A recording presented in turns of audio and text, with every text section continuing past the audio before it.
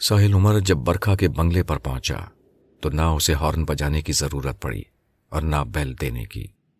जब साहिल उमर की गाड़ी गेट के सामने रुकी तो गेट खुद ब खुद खुलता चला गया। हेडलाइट्स की रोशनी में साहिल उमर ने देखा कि गेट खोलने वाली खुद बरखा है। उसे बड़ी हैरत हुई। वो जाने कब से गेट के पीछे खड़ी उसका इंतजार कर रही थी। इस एहसास ने उसके दिल में तफाकुर पैदा कर दिया। बरखा ने गेट के एक तरफ खड़े होकर उसे गाड़ी अंदर ले आने का इशारा किया।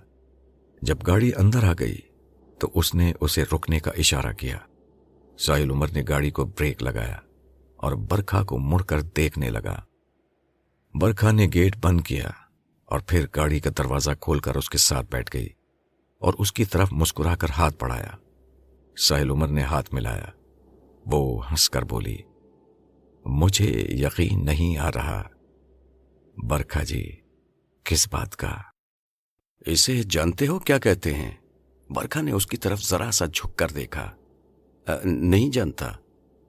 इसे मोहब्बत कहते हैं। तुम्हें मुझसे मोहब्बत हो गई है। बरखा जी, शायद आप ठीक कह रही हैं। मैं ठीक ही कहती हूं। मैं कभी गलत नहीं कहती। चलो गाड़ी आगे बढ़ाओ। गाड़ी बंगले के पीछे खड़ी करनी है, बरखा ने बड़ी अदा से कहा। साहिल उमर ने बरखा की हिदायत के मुताबिक गाड़ी बंगले के पीछे जाकर रोकी और इंजन बंद करके गाड़ी से उतर आया। साहिल उमर, मुझे हैरत है कि तुमने अब तक वर्षा के बारे में कुछ पूछा नहीं। हाँ। साहिल उमर एकदम चौंका। उसे फौरन वर्षा याद आई। कहाँ है वर्षा? वर्षा अपने कमरे में है और सो रही है। ये कहकर बरखा माने खेज अंदाज में हंसी। वर्षा अपने कमरे में जरूर थी लेकिन सो नहीं रही थी। 12 बजे के करीब उसने अपने कमरे की लाइट बुझा दी थी और सोने की कोशिश कर रही थी। उसे नींद नहीं आ रही थी। बार बार उसका ध्यान साहिल उमर की तरफ जा रहा था। वो ये बात अच्छी तरह जानती थी कि उसकी मां ने साहिल उमर को किसी मकड़ी की तरह अपने जाल में फंसा लिया था। अब उसकी मां को उसकी जरूरत नहीं रही थी। इसी उधेड़बन में उसे नींद नहीं आ रही थी कि उसने अपने दरवाजे की कुंडी बंद होने और फिर ताला डाले जाने की आवाज सुनी। ये काम बहुत आहिस्तगी से किया गया था। अगर वो सो रही होती तो हरगिज़ उसे पता न चलता। वो दम साधे लेटी रही। फिर कुछ देर के बाद उठी। उसने अपने कमरे के अंदर से चटखनी खोली और दरवाजे को अपनी तरफ खींचा। दरवाजा नहीं खुला।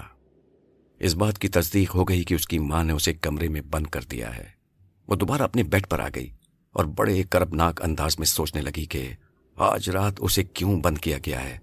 उसकी मां आज किस वारदात में मसरूफ है। नासिर मिर्जा का वजीफा आखिरी मरहले में दाखिल हो चुका था। 5वीं रात थी। टॉर्च की रोशनी में उसने देखा कि 4-5 चिमगादड़ें बड़ी तेजी से उसके सर पर उड़ रही हैं। टॉर्च की रोशनी पड़ते ही वो एक एक करके दीवार से टकराती और पट पट करके फर्श पर आ गिरती। चंद लम्हों के बाद उनका वजूद आदम वजूद हो गया। नासिर मिर्जा ने चिमगादड़ों की हवा में तहलील होने के बाद टॉर्च बंद कर दी। उसका अमल जारी था। उसकी उंगलियां तेजी से तस्बीह के दाने फेंक रही थी। टॉर्च बंद होते ही दोबारा परों की फड़फड़ाहट शुरू हो गई। इस मर्तबा नासिर मिर्जा को एहसास हुआ कि चिमगादड़ें तादाद में बहुत ज्यादा हैं, क्योंकि परों की फड़फड़ाहट खासी तेज थी। नासिर मिर्जा ने फौरन टॉर्च रोशन कर दी। टॉर्च रोशन होते ही कमरे में रोशनी फैल गई। नासिर मिर्जा का अंदाजा बिल्कुल सही था। बेशुमार चिमगादड़ें कमरे में भरी हुई थीं। नासिर मिर्जा ने बाएं हाथ में चाकू उठा लिया और उसकी नोक पर फूंक मारकर चाकू को अपनी सर पर तेजी से घुमाया। चाकू घुमाते ही चिमगादड़ें उड़ते उड़ते इस तरह गायब हो गईं जैसे कमरे में थीं ही नहीं। चिमगादड़ों के गायब होते ही बदबू फैल गई। इतनी शदीद बदबू थी कि अगर नासिर मिर्जा अपना सांस न रोकता तो अपने हवास गुम कर बैठता। नासिर मिर्जा के हाथ में अभी चाकू मौजूद था। उसने अंधेरे में मुसल्ले पर जल्दी जल्दी 3 दायरे बनाए। वो बदबू फौरन खुशबू में तब्दील हो गई। नासिर मिर्जा ने पहले हल्का सा सांस लिया। जब उसने महसूस किया कि खुशबू फैल चुकी है तो उसने गहरा सांस लिया। उसके जिस्म में खुशी की लहर दौड़ गई। आखिरी मरहला बखैर खूबी गुजर चुका था। तस्बीह के चंद दाने रह गए थे। बिलाखिर तस्बीह मुकम्मल हो गई। कमरे में बहुत जबरदस्त खुशबू फैली हुई थी। ये अमल के बखैर खूबी इख्तिताम की नवीद थी। नासिर मिर्जा खुशी से झूमता हुआ उठा। उसने सबसे पहले कमरे की लाइट रोशन की, मुसल्ला समेटा, चाकू बंद करके मेज पर रखा और टॉर्च उठाकर मेज की दराज में डाली। پھر اس نے کھڑکیوں سے پردہ ہٹا کر کھڑکیاں کھول دیں۔ باہر گہرا سناٹا چھایا ہوا تھا۔ وہ کھڑکی کے سامنے کھڑا کچھ دیر باہر کا جائزہ لیتا رہا، پھر اس نے میز سے چاقو اٹھایا اور اپنے بیڈ روم میں جانے کے بارے میں سوچنے لگا۔ رات کے 3 بجے تھے۔ برکھا کا بنگلہ وحشت ناک تاریکی میں ڈوبا ہوا تھا۔ یوں محسوس ہوتا تھا جیسے بنگلے کے گرد بھوت رقص کر رہے ہوں، چڑیلیں ادھر ادھر گھوم رہی ہوں۔ اس بنگلے کی طرف دیکھتے ہی خوف کی لہر دل میں اٹھتی تھی۔ برکھا اپنے بیڈ روم میں بے چینی سے ٹہل رہی تھی۔ بار بار اس کی نظر گھڑی پر جا رہی تھی۔ 3 بج چکے تھے۔ اب کسی بھی وقت ایک مخصوص آواز سنائی دینے والی تھی۔ تبھی کتے کے رونے کی بھیانک آواز سنائی دینے لگی۔ یہ آواز ایک خاص وقفے سے 3 بار سنائی دی۔ برکھا فوراً اپنے بیڈ روم سے نکل کر باہر گیٹ پر پہنچی۔ اس نے گیٹ کے اندر سے ہی پوچھا، یہ تم ہو؟ جی برکھا جی۔ فوراً ہی باہر سے آواز آئی۔ واسم گیٹ سے لگا کھڑا تھا۔ واسم کی آواز پہچان کر برکھا نے فوراً گیٹ کھول دیا اور واسم سے کہا، آؤ۔ واسم خاموشی سے اس کے پیچھے چل دیا۔ واسم، برکھا نے پلٹ کر کہا۔ برکھا جی۔ واسم فوراً 2 قدم آگے بڑھ کر اس کے برابر چلنے لگا۔ جو کچھ میں نے تمہیں بتایا ہے وہ تم نے اچھی طرح سمجھ لیا ہے نا؟ جی برکھا جی، واسم نے فرما برداری سے کہا۔ ایک بار پھر تنبیہ کر رہی ہوں، اتنا جان لو کہ ساحل میری زندگی کا سرمایہ ہے۔ اس سلسلے میں تمہاری ذرا سی بھی کوتاہی مجھے تباہ کر سکتی ہے۔ تم جانتے ہو کہ اگر میں تباہ ہوئی تو پھر میرے ہاتھوں کوئی بھی نہ بچے گا۔ برکھا نے یہ بات انتہائی سنگین لہجے میں کہی۔ میں یہ بات اچھی طرح سمجھتا ہوں برکھا جی، آپ بے فکر رہیں، مجھ سے اس سلسلے میں کوئی کوتاہی نہیں ہوگی، واسم نے بڑے اعتماد سے کہا۔ میں آپ کے سرمایہ کی اپنی جان پر کھیل کر حفاظت کروں گا۔ شاباش، مجھے تم سے یہی امید ہے، برکھا نے خوش ہو کر کہا۔ بیڈ روم کے دروازے پر پہنچ کر برکھا نے دھیرے سے کواڑ کھولے اور پیچھے مڑ کر واسم سے مخاطب ہوئی، آ جاؤ۔ واسم نے اپنے جوتے اتارے اور پھر بڑے احترام سے اندر داخل ہوا، جیسے بیڈ روم میں نہیں کسی مندر میں داخل ہو رہا ہو۔ سامنے بیڈ روم پر ساحل عمر لیٹا ہوا تھا۔ اس کی آنکھیں بند تھیں اور وہ لمبے لمبے سانس لے رہا تھا۔ اس کے چہرے پر مردنی چھائی ہوئی تھی، رنگ زرد تھا اور ہاتھ پاؤں ڈھیلے پڑے ہوئے تھے۔ واسم نے گردن میں ہاتھ ڈال کر ساحل کو اٹھایا تو اس نے آنکھیں کھول دیں، لیکن نقاہت اتنی تھی کہ آنکھیں زیادہ دیر کھلی نہ رہ سکیں۔ وہ اپنے ہوش و حواس میں نہ تھا۔ سر کھڑے ہو جائیے، میں آپ کو لینے آیا ہوں، واسم نے اسے سہارا دے کر اٹھاتے ہوئے کہا۔ ساحل عمر نے کھڑے ہونے کی کوشش کرتے ہوئے ایک مرتبہ پھر آنکھیں کھول کر دیکھا اور لڑکھڑاتی زبان میں بولا، تم کون ہو بھائی؟ سر میں آپ کا داس ہوں، خادم ہوں، سرونٹ ہوں، واسم نے بڑے مؤدبانہ انداز میں کہا۔ پھر دھیرے سے بولا، سر آپ نے اتنی کیوں پی لی؟ ارے بھائی، برکھا نے پلائی ہے، اس نے پلائی ہے، ہم نے پی لی، اس کے ہاتھوں سے تو زہر بھی پیا جا سکتا ہے۔ ساحل عمر نے لڑکھڑاتے قدموں سے چلتے ہوئے نشیلے لہجے میں کہا، سر آپ بہت اچھے آدمی ہیں، برکھا جی آپ سے بہت خوش ہیں۔ معلوم نہیں وہ ہم سے خوش ہے یا ناراض، لیکن ہم اس سے بہت خوش ہیں۔ پھر چلتے چلتے ایک دم جیسے اسے ہوش آیا، اس نے اپنی آنکھوں کو بمشکل کھولا اور پھر بولا، برکھا ہے کہاں؟ میں تمہارے پاس ہوں ساحل، میں بھلا کہاں جاؤں گی؟ یہ کہہ کر برکھا نے اس کا ہاتھ تھام لیا۔ پھر دونوں نے مل کر سڑک پر کھڑی گاڑی میں بٹھایا۔ برکھا نے واسم کو ایک چھوٹی سی شیشی دی جس میں سرخ رنگ کا پانی تھا۔ واسم نے وہ شیشی ڈیش بورڈ میں احتیاط سے رکھ دی۔ اس پانی کے 2 قطرے بہت ہوں گے، برکھا نے اسے بتایا۔ ٹھیک ہے، اس نے ہدایت نوٹ کر لی۔ بس پھر جاؤ، برکھا نے گاڑی کا دروازہ بند کرتے ہوئے کہا۔ اس کے بعد وہ گھوم کر دوسری کھڑکی کی طرف آئی۔ ساحل آنکھیں بند کیے بیٹھا تھا۔ اچھا ساحل تم چلو، میں آتی ہوں۔ دیکھو پریشان مت ہونا، برکھا نے اس کا ہاتھ پکڑ کر کہا۔ ساحل عمر نے بمشکل اپنی بند آنکھیں کھولیں، اسے دیکھ کر مسکرایا اور پھر فوراً ہی اس کی آنکھیں بند ہو گئیں۔ اس پر نشے کی سی کیفیت طاری تھی۔ پھر واسم نے گاڑی سٹارٹ کی اور تیزی سے نکال لے گیا۔ گاڑی کی لال بتی جب دکھائی دینا بند ہو گئی تو برکھا نے سکون کا سانس لیا اور گیٹ بند کر کے اپنے بیڈ روم کی طرف بڑھنے لگی۔ صبح کا وقت تھا۔ ناصر مرزا رات کو سکون بھری نیند سویا تھا۔ صبح نہا دھو کر گھر سے نکلا تھا۔ اب اس کا رخ ماڈل کالونی کی طرف تھا۔ حافظ موسیٰ نے 5 دن بعد اسے اپنے پاس بلایا تھا۔ وظیفہ مکمل کرنے کے ساتھ یہ ہدایت بھی دی تھی کہ ساحل عمر کو ہمراہ لانا۔ ناصر مرزا کو یہ ہدایت یاد تھی۔ اس نے ماڈل کالونی کا رخ کرنے سے پہلے ساحل عمر کو فون کیا۔ ایک تو وہ اسے وظیفے کی کامیابی کی خبر سنانا چاہتا تھا، دوسرے وہ اسے حافظ موسیٰ خان سے ملانا چاہتا تھا۔ اماں نے فون اٹھایا۔ ناصر مرزا نے اماں کی خیریت دریافت کر کے ساحل عمر کے بارے میں پوچھنا چاہا تو اماں کی گھبراہٹ بھری آواز سنائی دی۔ ناصر خیریت نہیں ہے۔ کیا ہوا اماں؟ وہ پریشان ہو کر بولا۔ ساحل رات سے غائب ہے، انہوں نے بتایا۔ غائب ہے؟ ناصر مرزا حیران ہو کر بولا۔ اس بات کا کیا مطلب ہے؟ وہ رات کو 12 بجے کے قریب اچانک کہیں اٹھ کر چلا گیا۔ اماں گویا ہوئی۔ آپ کو بتائے بغیر؟ ناصر مرزا نے سوال کیا۔ مجھے بتانا تو دور کی بات ہے، وہ گاڑی میں بیٹھا اور گھر کا گیٹ بھی کھلا چھوڑ گیا۔ ہیں؟ ناصر مرزا پریشان ہوا۔ اتنی کیا ایمرجنسی تھی؟ اس کے بعد کوئی فون وون بھی نہیں آیا؟ ابھی تک تو نہیں آیا، وہ تشویش بھرے لہجے میں بولی۔ میرے ساحل کو ضرور کچھ ہو گیا ہے، اس پر کسی نے جادو کروا دیا ہے، وہ ایسا تو کبھی نہ تھا۔ چند دنوں میں اس کی حالت ہی بدل گئی تھی۔ اچھا اماں پریشان نہ ہو، اس وقت میں ماڈل کالونی جا رہا ہوں، ضروری کام ہے، وہاں سے واپسی پر آپ کی طرف آتا ہوں۔ ساحل کہیں نہیں جائے گا، ہو سکتا ہے کہ وہ میرے آنے سے پہلے ہی گھر پہنچ جائے۔ ناصر مرزا نے تسلی دی۔ اللہ کرے ایسا ہی ہو، اماں کے دل سے دعا نکلی۔ ساحل عمر کے اس طرح اچانک چلے جانے کی وجہ سے ناصر مرزا خاصا پریشان ہو گیا تھا۔ 2 دن پہلے ساحل کی جو حالت ناصر نے دیکھی، اس سے بخوبی اندازہ ہو گیا تھا کہ وہ ان جادوگر ماں بیٹی کے پھیر میں آ گیا ہے۔ لیکن ناصر مرزا کو یہ پتہ نہ تھا کہ ان جادوگرنیوں کے اثرات اتنے گہرے ہو گئے ہیں کہ وہ بغیر بتائے دیوانوں کی طرح سب کچھ چھوڑ چھاڑ کر نصف رات کو اس طرح نکل جائے گا۔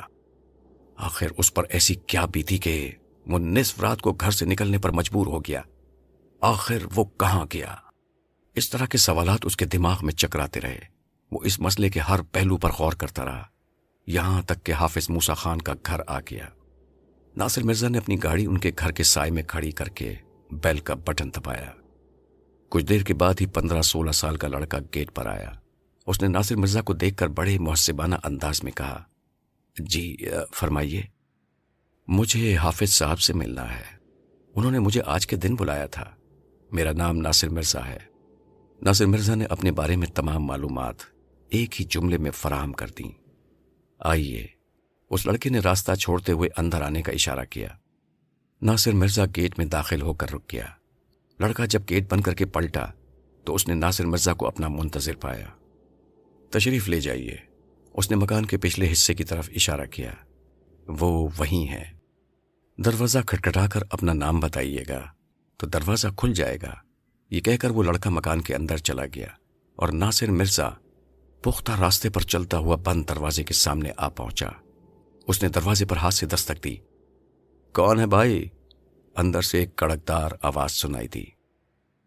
میں ہوں جی، ناصر مرزا۔ تو بھائی اندر آ جاؤ، دروازہ کھلا ہے۔ اندر سے پھر آواز آئی۔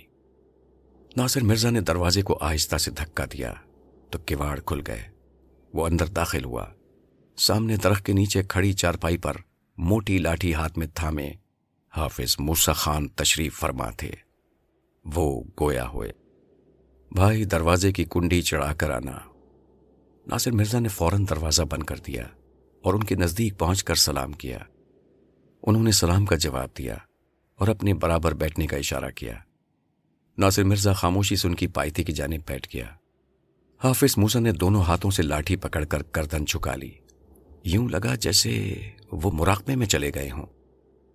کچھ دیر کے بعد انہوں نے سر اٹھایا اور گویا ہوئے۔ اکیلے آئے ہو؟ وہ لڑکا کہاں ہے؟ کیا نام ہے اس کا؟ ساحل عمر، ناصر مرزا نے فوراً بتایا۔ میں اسے نہیں لا سکا۔ تم اسے لا نہیں سکے یا وہ تمہارے ہاتھوں سے نکل گیا؟ حافظ موسیٰ نے سوال کیا۔ وہ گھر میں نہیں تھا، میں کیسے لاتا؟ رات سے غائب ہے۔ بھائی یہ اچھا نہیں ہوا، حافظ موسیٰ نے کہا۔ خیر تم اپنی سناؤ۔ میں نے اپنا کام کر لیا ہے آپ کی ہدایت کے مطابق۔ لاؤ چاقو کہاں ہے، اس پر مہر لگا دوں۔ حافظ موسیٰ گویا ہوئے۔ ناصر مرزا نے جیب سے چاقو نکال کر ان کے ہاتھ میں دینا چاہا۔ ابھی اپنے ہاتھ میں رکھو، حافظ موسیٰ نے کہا۔ پھر انہوں نے اپنی لاٹھی سے زمین پر ایک دائرہ بنایا اور ناصر مرزا سے مخاطب ہو کر بولے، اس دائرے میں چاقو گاڑ دو۔ ناصر مرزا فوراً نیچے بیٹھ گیا اور چاقو کھول کر گھاس لگی زمین پر دائرے کے درمیان اس چاقو کو گاڑ دیا۔ حافظ موسیٰ نے اپنی لاٹھی اس چاقو کے ہتھے پر رکھ دی۔ پھر انہوں نے کچھ پڑھتے ہوئے اپنی لاٹھی چاقو پر آہستہ آہستہ مارنا شروع کی۔ چاقو لاٹھی کی ہلکی ضربوں سے مزید زمین میں دھسنے لگا، یہاں تک کہ چاقو کا پھل بالکل غائب ہو گیا۔ تب حافظ موسیٰ نے لاٹھی کی آخری ضرب لگائی اور پھر اپنے مخصوص انداز میں لاٹھی کو دونوں ہاتھوں میں تھام کر گردن جھکا لی۔ گردن جھکائے جھکائے بولے، چاقو باہر نکال لو۔ ناصر مرزا نے فوراً زمین سے چاقو نکال لیا اور بولا، چاقو نکال لیا جی، اس کی نوک پر کیا لگا ہے؟ ارے اس کی نوک تو سنہری ہو گئی ہے۔ ناصر مرزا نے چاقو کو دیکھتے ہوئے کہا، مبارک ہو، تمہاری محنت رائے گا نہیں گئی، اسے آنکھیں مل گئی ہیں۔ حافظ صاحب میں سمجھا نہیں۔ ارے بھائی یہ میرا جیسا اندھا نہیں رہا۔ ناصر مرزا کی سمجھ میں بات ابھی بھی نہیں آئی، لیکن اس نے مزید سوال کرنا مناسب نہ سمجھا۔ یہ چاقو تمہارے بہت کام آئے گا، بس اس کی حفاظت کرنا۔ جی اچھا، ناصر مرزا نے کہا۔ پھر چند لمحے توقف کر کے بولا، مجھے اپنی دوست کی بہت فکر ہے۔ ساحل عمر کی بات کر رہے ہو؟ جی۔ اسے ڈھونڈو، تلاش کرو، حافظ موسیٰ نے کہا۔ اب جاؤ۔ یہ کہہ کر انہوں نے پھر دونوں ہاتھوں سے لاٹھی پکڑ لی اور اپنی گردن جھکا لی۔ ناصر مرزا کچھ دیر بیٹھا رہا، پھر وہ ان سے سوال کرنا چاہتا تھا کہ کہاں تلاش کروں، مگر وہ یہ سوال باوجود کوشش کے نہ کر پایا۔ حافظ موسیٰ نے بھی سر نہ اٹھایا۔ بالآخر اسے وہاں سے اٹھنا پڑا۔ وہ دونوں ساحل عمر کے گھر میں سر جوڑے بیٹھے تھے۔ ناصر مرزا نے مسعود آفاقی کو تمام صورتحال سے آگاہ کر دیا تھا۔ وہ باتیں جو مسعود آفاقی کے علم میں نہیں تھیں، وہ بھی اس نے بتا دی تھیں۔ دونوں کا ذہن بار بار ورشا اور برکھا کی طرف جا رہا تھا۔ انہیں یقین تھا کہ ساحل عمر ورشا کے گھر کی طرف گیا ہے، اس کے علاوہ وہ کہیں نہیں جا سکتا تھا۔ اگر چاہتا تو اب تک پلٹ کر آ گیا ہوتا۔ ان کا خیال تھا کہ وہ ورشا کے گھر جا کر کسی مصیبت کا شکار ہو گیا ہے۔ اب مسئلہ یہ تھا کہ ورشا کے گھر جا کر اسے کس طرح چیک کیا جائے۔ دونوں میں سے کسی نے ورشا کا گھر نہیں دیکھا تھا۔ وہ اسی ادھیڑ بن میں تھے کہ ورشا کا گھر کس طرح معلوم کیا جائے کہ مسعود کے ذہن میں ایک ترکیب آئی۔ وہ بولا، اگر ورشا کا ٹیلی فون نمبر معلوم ہو جائے تو پھر اس کا پتہ معلوم کرنے کی کوشش کی جا سکتی ہے۔ اماں نے صبح سے رو رو کر برا حال کر رکھا تھا، اب بھی وہ بیٹھی رو رہی تھیں۔ ٹیلی فون نمبر کا ذکر سنا تو انہوں نے فوراً دوپٹے سے آنسو پوچھے اور ساحل عمر کی ڈائری اٹھا لائی جس میں اس نے ٹیلی فون نمبر لکھے ہوئے تھے۔ مسعود آفاقی نے جلدی جلدی اس ڈائری کے ورق الٹے۔ بالآخر ایک جگہ اسے ورشا کا ٹیلی فون نمبر لکھا نظر آ گیا۔ مسعود آفاقی کا ایک دوست ٹیلی فون کے محکمے میں DE لگا ہوا تھا۔ اس نے ٹیلی فون کر کے اپنا مسئلہ بتایا۔ اس نے جواب میں کہا، 5 منٹ انتظار کرو۔ 5 منٹ کے بعد جب گھنٹی بجی تو وہ ٹیلی فون کی نہ تھی بلکہ گھر کی تھی۔ اماں فوراً گیٹ کی طرف بھاگی۔ ناصر مرزا اور مسعود آفاقی بھی ان کے پیچھے چلے۔ اماں نے جلدی سے گیٹ کھولا۔ گیٹ پر جو شخص کھڑا تھا اس سے وہ دونوں واقف نہ تھے، لیکن اماں اسے پہچانتی تھیں۔ وہ بازغر تھا۔ وہ کچھ عرصے پہلے ساحل عمر سے ملنے آیا تھا۔ اماں نے اسے ڈرائنگ روم میں بٹھا کر سوتے ہوئے ساحل کو اٹھایا تھا۔ وہ ساحل سے ایک چیتے کی تصویر بنوانے آیا تھا، ساتھ ہی وہ رشا ملوک کی تصویر بھی خریدنا چاہتا تھا۔ ساحل عمر نے اس تصویر کو فروخت کرنے سے انکار کر دیا تھا۔ وہ جاتے ہوئے اپنا ٹیلی فون نمبر دے گیا تھا کہ تہکال کی تصویر مکمل ہونے پر اسے اطلاع دے دی جائے۔ لیکن ساحل عمر تصویر مکمل کرنے کے بعد اسے اطلاع نہیں دے سکا تھا، کیونکہ پینسل سے لکھا ہوا نمبر کسی طرح مٹ گیا تھا۔ بعد میں وہ تصویر بھی نہ رہی تھی۔ آج وہ آیا تو گھر میں تہکال کی تصویر تھی، نہ وہ مصور تھا جس نے تہکال کی تصویر بنائی تھی۔ بازغر کا حلیہ وہی تھا، پہاڑی نقوش اور سر پر لگی ٹوپی۔ جی فرمائیے، ناصر مرزا اس سے مخاطب ہوا۔ بازغر نے کوئی جواب دینے کے بجائے گھر کی جانب قدم بڑھائے۔ ناصر مرزا نے یہ سوچ کر کہ شاید یہ شخص گیٹ پر کھڑے رہ کر بات نہیں کرنا چاہتا، اس لیے اس نے اسے اندر جانے کا راستہ دے دیا۔ راستہ ملتے ہی وہ ایک لمحے کے لیے بھی وہاں نہیں رکا۔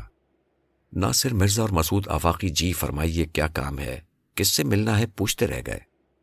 وہ بہت تیزی سے آگے بڑھا، اتنی تیزی سے کہ ان تینوں کو حیرت ہوئی۔ وہ ان کے پیچھے چلے، اتنی دیر میں وہ گھر میں داخل ہو گیا۔ ارے! مسعود آفاقی حیران ہو کر اس کے پیچھے دوڑا۔ ناصر مرزا بھی بھاگا، ان دونوں کے پیچھے اماں بھی لپکیں۔ یار یہ عجیب شخص ہے، اپنے ابا کا گھر سمجھ کر اندر داخل ہو گیا، مسعود آفاقی نے غصے میں کہا۔ پھر ان دونوں نے پورا گھر چھان مارا، لیکن وہ اندر آنے والا شخص انہیں کہیں نہیں دکھائی دیا۔ گھر کا اسٹور حتیٰ کہ واش روم تک دیکھ لیے گئے۔ اس گھر کا ایک دروازہ پچھلے حصے کی طرف کھلتا تھا، اسے چیک کیا گیا، وہ لاک تھا۔ کچھ سمجھ میں نہ آیا کہ وہ شخص گھر میں داخل ہونے کے بعد کدھر سے نکل گیا، جبکہ وہ دونوں اس کے گھر میں داخل ہونے کے فوراً بعد اندر آ گئے تھے۔ چند لمحوں بعد اماں بھی ہانپتی کاپتی گھر میں داخل ہو گئی تھیں۔ گھر کی اچھی طرح تلاشی لینے کے بعد گھر کے باہر بھی اگلے پچھلے دونوں حصوں میں اسے تلاش کر لیا گیا، لیکن وہ کہیں نظر نہ آیا۔ جب یہ تینوں اس کے پیچھے بھاگے تو گیٹ کھلا ہوا چھوڑ آئے تھے، لیکن اس وقت وہ گیٹ بند تھا۔ باقاعدہ اندر سے کنڈی تو نہ لگی تھی، لیکن گیٹ کے دونوں پٹ اس طرح بند تھے کہ دور سے دیکھنے میں یہ احساس ہوتا تھا کہ گیٹ اندر سے بند ہے۔ کیا وہ شخص اندر جانے کے بعد فوراً ہی باہر آ گیا تھا اور باہر آ کر پورے اطمینان سے گیٹ سے نکل گیا تھا اور جاتے جاتے کھلے گیٹ کو بند کر گیا تھا؟ سوال یہ تھا کہ وہ گھر میں کیا کرنے کے لیے داخل ہوا تھا۔ اس سوال کا جواب بھی بہت آسان تھا، لیکن ان کے لیے مشکل اس لیے تھا کہ وہ اس بات کی توقع نہ رکھتے تھے کہ ایسا بھی ہو سکتا ہے۔ وہ شخص محض اس کام کے لیے گھر میں داخل ہوا تھا۔ یہ چوری اماں نے پکڑی تھی۔ جب گھر میں داخل ہونے والے شخص کی تلاش جاری تھی تو اماں کی ایک دم نظر خالی دیوار پر پڑی تھی۔ ان کا دل تھک سے ہو کر رہ گیا تھا۔ ساحل عمر کے بیڈ روم کی وہ دیوار جس پر رشا ملوک کی تصویر سجی تھی خالی تھی۔ رشا ملوک کی تصویر غائب تھی۔ بازغر وہ تصویر لے گیا تھا۔ اسے آتے ہوئے تو سب نے دیکھا تھا، وہ جاتے ہوئے سب کی آنکھوں میں دھول جھونک کر گیا تھا۔ اس نے کوئی ایسا عمل کیا تھا کہ وہ ان کی آنکھوں کے سامنے سے گزرنے کے باوجود کسی کو نظر نہ آیا تھا۔ وہ تینوں حیران تھے کہ یہ سب کیسے ہوا۔ ان تینوں میں سب سے زیادہ پریشان ناصر مرزا تھا۔ اس کی تو عقل میں ہی نہیں سما رہی تھی یہ بات۔ بازغر کے بارے میں اماں کی تفصیل سے بتانے پر یہ بات تو سمجھ میں آ رہی تھی کہ وہ رشا ملوک کی تصویر کیوں اٹھا کر لے گیا۔ اس کا رشا ملوک سے تعلق بنتا تھا، لیکن یہ بات اس کے گلے سے نہیں اتر رہی تھی کہ وہ انسان نہیں، کوئی اور مخلوق تھا۔ ابھی وہ تینوں بیٹھے اس بارے میں باتیں کر رہے تھے، جس کے علم میں جتنی بات تھی وہ سامنے لا رہا تھا۔ اتنے میں ٹیلی فون کی گھنٹی بجی۔ ناصر مرزا نے مسعود آفاقی کو اشارہ کیا، ریسیور اٹھاؤ۔ اس کا خیال تھا کہ یہ ٹیلی فون مسعود کے دوست کا ہوگا۔ اس کا یہ اندازہ درست ثابت ہوا۔ ادھر سے وہی بول رہا تھا، ہاں مسعود، تم نے جو ابھی ٹیلی فون نمبر دیا تھا اس کا ایڈریس لکھ لو۔ 1 منٹ یار۔ مسعود آفاقی نے اماں کو کاغذ پینسل لانے کا اشارہ کیا۔ اماں ایک سادہ کاغذ اور بال پوائنٹ ساحل عمر کی میز پر سے اٹھا لائیں۔ ادھر سے ایڈریس لکھوایا گیا۔ پھر اس نے کہا، مسعود، یہ ٹیلی فون کسی مناف نامی شخص کا ہے۔ ظاہر ہے مناف اس کے باپ کا نام ہوگا۔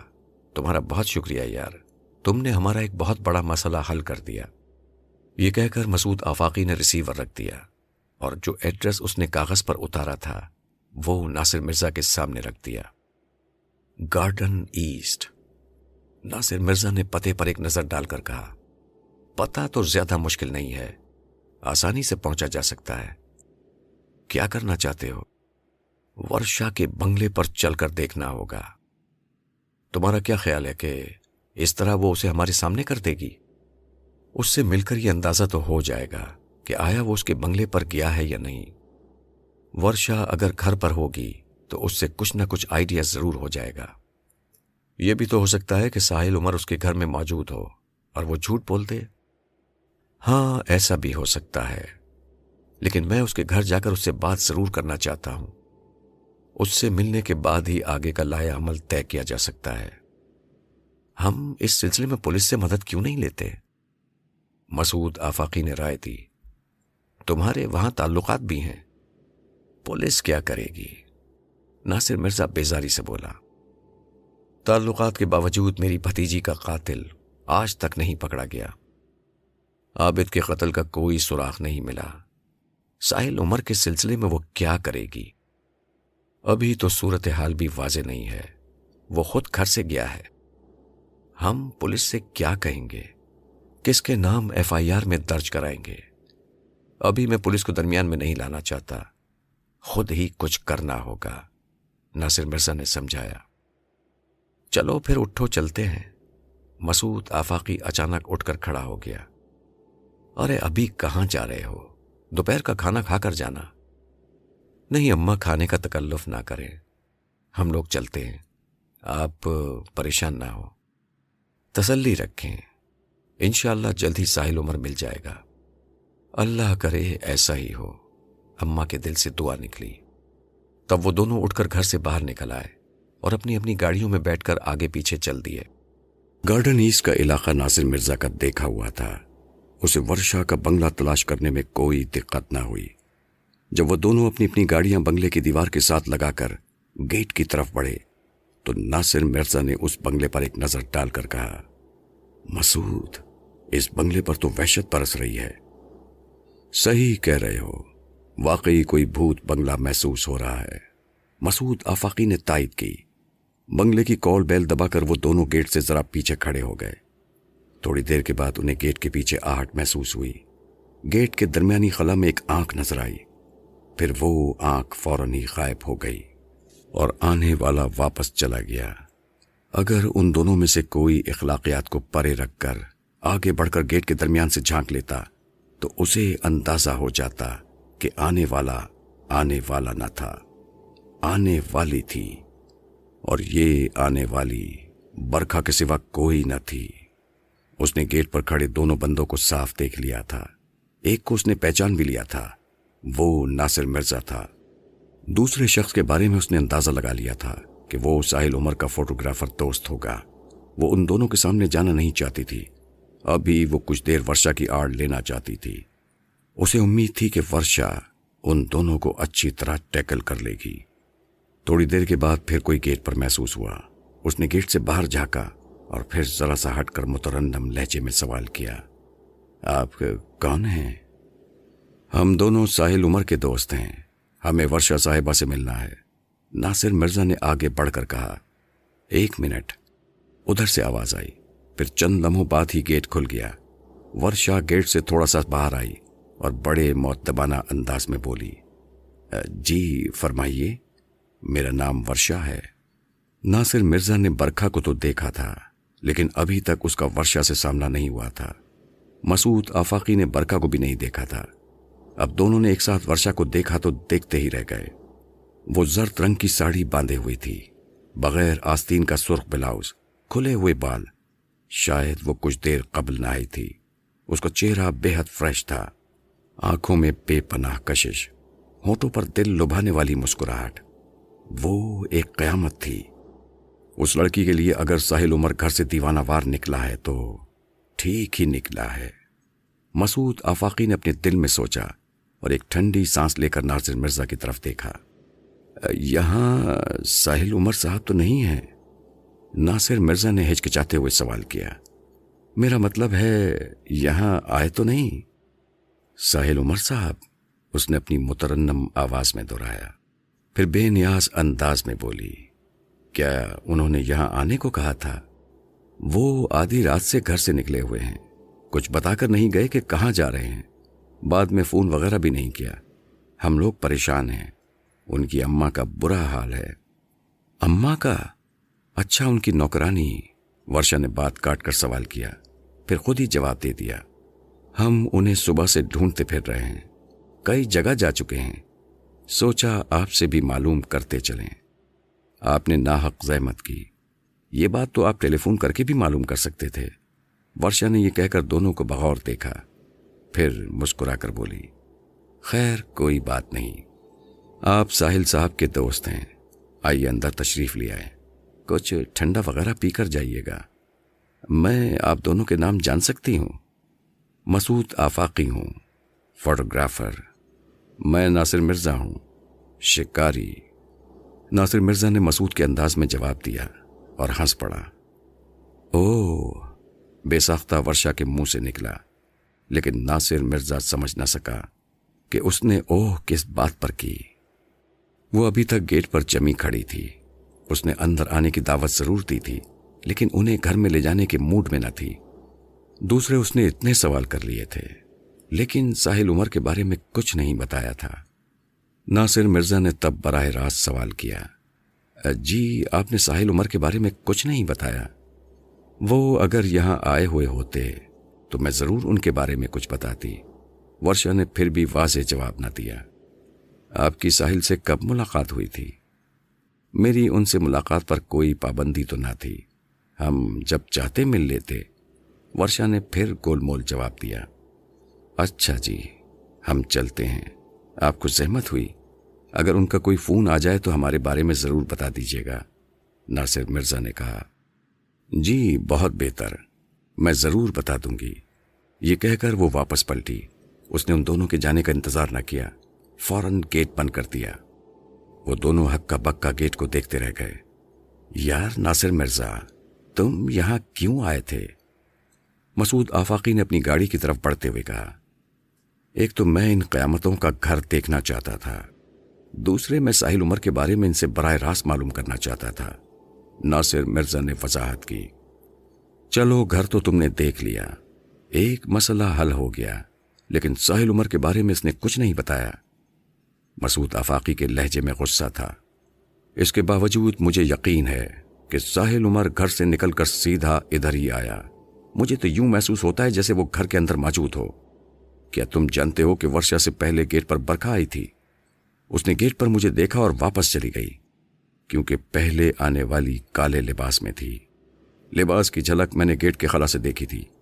اندر جا کر اس نے ورشا کو بھیج دیا کہ وہ گول مول جواب دے کر ہمیں ٹرخا دے، لیکن ہم ٹرخنے والوں میں سے نہیں ہیں، ناصر مرزا پرعزم لہجے میں بولا۔ اے بھائی، کیا کرنے کا ارادہ ہے؟ مسعود آفاقی ذرا چونک کر بولا۔ یار ایک بات ہے، ساحل اپنی گاڑی پر گھر سے نکلا ہے، اگر وہ اس وقت گھر میں موجود ہے تو اس کی گاڑی بھی یہاں موجود ہوتی، ناصر مرزا نے قیاس آرائی کی۔ تم نے یہ بات تو عقل مندی کی ہے۔ میں ذرا گیٹ سے اندر جھانک کر دیکھ لوں، ممکن ہے گاڑی اندر کھڑی نظر آ جائے۔ ہاں دیکھو۔ مسعود آفاقی اپنی گاڑی میں بیٹھتا بیٹھتا باہر نکل آیا۔ دونوں نے باری باری گیٹ کے درمیان جو خلا تھا اس سے اندر جھانک کر دیکھا۔ اس سے سامنے ایک محدود حصہ نظر آ رہا تھا، وہاں گاڑی نہ تھی۔ مسعود کیا خیال ہے، بنگلے کے پیچھے نہ چلیں؟ ناصر مرزا نے پوچھا۔ ایک نظر پچھواڑے پر بھی ڈال لیں۔ چلو، مسعود آفاقی نے اتفاق کیا۔ وہ دونوں اپنی گاڑیاں وہیں چھوڑ کر بنگلے کے پیچھے آ گئے۔ دوپہر کا وقت تھا، اچھی خاصی گرمی تھی۔ پچھلی گلی میں کوئی نہ تھا۔ دیوار اونچی تھی، لیکن اتنی اونچی نہ تھی کہ اس پر چڑھا نہ جا سکے۔ دیوار میں ایک جگہ بلاک ٹوٹا ہوا تھا۔ ناصر مرزا نے پیر اس میں ٹکایا اور ذرا سا اچک کر دیوار کو دونوں ہاتھوں سے تھام لیا۔ جب اس نے سامنے نظر ڈالی تو اس کی آنکھیں چمک اٹھیں۔ ساحل عمر کی گاڑی ایک درخت کے نیچے کھڑی تھی۔ وہ فوراً دیوار سے اتر آیا اور مسعود آفاقی کو فوراً اپنے پیچھے آنے کا اشارہ کیا۔ وہ جلد سے جلد یہاں سے ہٹ جانا چاہتا تھا۔ ساحل کی گاڑی اندر موجود ہے، ناصر مرزا نے راستے میں بتایا۔ پھر کیا کہتے ہو، گھر میں گھس جائیں؟ مسعود آفاقی کو جوش آ گیا۔ برکھا بڑے اثر و رسوخ والی عورت ہے، گھر میں زبردستی داخل ہونے کی صورت میں ہم پر کیس بھی بن سکتا ہے، ناصر مرزا نے اسے سمجھایا۔ پھر چند لمحے توقف کر کے بولا، گھر چلو، وہاں کچھ بیٹھ کر سوچتے ہیں۔ یار معاملہ بہت سنگین ہو گیا ہے. مجھے یوں لگتا ہے جیسے میرا دوست کسی مشکل میں گرفتار ہو گیا ہو، مسعود آفاقی نے بڑی تشویش بھرے انداز میں کہا اور اپنی گاڑی کا دروازہ کھول کر اس میں بیٹھ گیا. پھر دونوں گاڑیاں آگے پیچھے اپنے راستے پر ہو لیں. دونوں گاڑیوں کے جانے کے بعد وہ شخص درخت کی اوٹ سے نکل آیا. قریب ہی اس کی موٹر سائیکل کھڑی تھی. موٹر سائیکل کی گدی پر بیٹھ کر اس نے اپنی شرٹ کی جیب سے موبائل فون نکالا اور کسی کا نمبر ملانے لگا. مشکل سے 30 سیکنڈ اس نے کسی سے بات کی، پھر موبائل فون اپنی جیب میں ڈال لیا. وہ اگرچہ ورشا کے بنگلے سے ذرا فاصلے پر کھڑا تھا، لیکن اتنی دور نہ تھا کہ اسے بنگلے کا گیٹ دکھائی نہ دے رہا ہو. وہ وہاں انجان بنا کھڑا تھا، لیکن اس کی نظریں بنگلے کے گیٹ پر تھیں. وہ وہاں کئی گھنٹے سے تھا. کبھی وہ اپنی موٹر سائیکل چیک کرنے بیٹھ جاتا، کبھی بنگلے کے گیٹ تک آ کر واپس اپنی جگہ پہنچ جاتا، کبھی درخت کے سہارے کھڑے ہو کر سگریٹ پینے لگتا. وہ ورشا کے بنگلے کی نگرانی کر رہا تھا. اس بات میں کسی قسم کا شبہ نہ تھا کہ وہ نگرانی کیوں کر رہا تھا. یہ بات ابھی راز میں تھی. پھر یہ بات بھی زیادہ راز میں نہ رہ سکی. جیسے ہی بنگلے کے گیٹ سے گاڑی نکلی، وہ بجلی کسی تیزی سے موٹر سائیکل پر سوار ہو گیا. موٹر سائیکل پر سوار ہوتے ہی اس نے یہ چیک کر لیا تھا کہ گاڑی کون چلا رہا ہے. گاڑی میں ورشا تھی، زرد ساڑی اور سرخ بلاؤز میں. اس نے اپنے بال سنوار لیے تھے، چہرے کی نوک پلک درست کر لی تھی. ورشا کی گاڑی آگے نکلتے ہی اس نے موٹر سائیکل پر بیٹھے بیٹھے موبائل فون کا نمبر ڈائل کیا اور بڑے کرخت لہجے میں کہا، موسم بہت خوشگوار ہے. پھر اس نے فون اپنی جیب میں ڈالا، موٹر سائیکل کو کک لگائی. گاڑی اسٹارٹ ہوتے ہی وہ کسی گولی کی طرح ورشا کی گاڑی کی طرف چلا. ورشا کی گاڑی بڑی سڑک پر آئی تو وہاں سے ایک پجیرو اس کے پیچھے لگ گئی. اس جیپ میں 4 خونخوار بندے موجود تھے. ورشا کی گاڑی برج کراس کر کے 3 تلوار والی چورنگی کی طرف بڑھ رہی تھی. ورشا کو پتہ نہ تھا کہ اس کی گاڑی کے ساتھ ایک موٹر سائیکل سوار اور اس کے پیچھے ایک جیپ مسلسل تعاقب میں ہے. اس نے اپنی پسند کا ایک کیسٹ لگایا ہوا تھا اور وہ برق رفتاری سے اڑی جا رہی تھی. آگے جا کر اس کی گاڑی سپر مارکیٹ سے دائیں جانب گھومی. اس کے بعد اس نے خرکار چورنگی کی طرف رخ کیا. ابھی وہ چورنگی کے قریب پہنچنے ہی والی تھی کہ موٹر سائیکل سوار اچانک اس کی گاڑی کے سامنے آ گیا. ورشا نے اپنی گاڑی بچا کر دائیں جانب نکلنے کی کوشش کی تو پجیرو نے اسے دوسری سائڈ سے گھیر لیا. ورشا کو اب گاڑی روکے بنا چارہ نہ تھا. گاڑی رکتے ہی پجیرو سے 4 خونخوار بندے کوریلوں کی طرح باہر نکلے. ان کے ہاتھوں میں آتشی ہتھیار تھے. ورشا ابھی مسئلے کو سمجھ بھی نہ پائی تھی کہ اسے اٹھا کر پجیرو میں ڈال دیا گیا اور پجیرو آندھی طوفان کی طرح وہاں سے نکل گئی. موٹر سائیکل سوار نے اپنی گاڑی ایک سائڈ پر کھڑی کر کے ورشا کی گاڑی سڑک کے کنارے کھڑی کی. گاڑی لاک کر کے اس کی چابی اپنی جیب میں ڈالی. پھر وہیں کھڑے ہو کر موبائل فون کا نمبر ڈائل کیا اور بڑے مؤدبانہ انداز میں بولا، سر آپریشن کٹی پتنگ بخیر و خوبی پایا تکمیل کو پہنچا. فون بند کر کے اس نے جیب میں ڈالا اور پھر موٹر سائیکل اسٹارٹ کر کے واپس شہر کی طرف چل دیا. ٹیلی فون کی گھنٹی مسلسل چیخ رہی تھی. ریسیور اٹھانے والا کوئی نہ تھا. برکھا اپنے بیڈ روم میں بند تھی. وہ واش روم میں تھی. گھنٹی کی آواز اسے سنائی دے رہی تھی لیکن وہ فوراً نہیں نکل سکتی تھی. وہ نہانے میں مصروف تھی. اسی اثنا میں ٹیلی فون کی گھنٹی وقفے وقفے سے بج کر بند ہو چکی تھی. کوئی برکھا کو مسلسل فون کر رہا تھا. ٹیلی فون کی گھنٹی بار بار بجنے کی وجہ سے وہ جلدی جلدی نہا کر نکل آئی. اس نے جلدی سے ریسیور اٹھایا. ہیلو برکھا جی، اتنی دیر سے ٹیلی فون کر رہا ہوں، کہاں تھیں آپ؟ ادھر سے بے چینی سے پوچھا گیا. واش روم میں تھی، برکھا نے کہا. ورشا تو وقت پر پہنچ گئی نا، اسی لیے فون کر رہا ہوں. صاحب آنے والے ہیں اور ورشا ابھی تک نہیں پہنچی ہیں. یہ کیا کہہ رہے ہو تم؟ برکھا ایک دم پریشان ہو گئی. وہ یہاں سے ٹھیک وقت پر نکلی ہے. اسے تو وہاں کب کا پہنچ جانا چاہیے تھا. وہ یہاں ابھی تک نہیں پہنچی. اس کے لہجے میں گھبراہٹ تھی. صاحب کا فون آ چکا ہے، وہ آنے والے ہیں برکھا جی. بڑا غضب ہو جائے گا، میری نوکری خطرے میں پڑ جائے گی. ارے بھاڑ میں گئی تمہاری نوکری. برکھا کو ایک دم غصہ آ گیا. مجھے اپنی بیٹی کی فکر پڑی ہے. وہ اب تک وہاں کیوں نہیں پہنچی؟ کہاں رہ گئی ہے وہ؟ اب میں کیا کہہ سکتا ہوں؟ اس نے پریشان لہجے میں کہا. اب میں صاحب کو کیا جواب دوں گا؟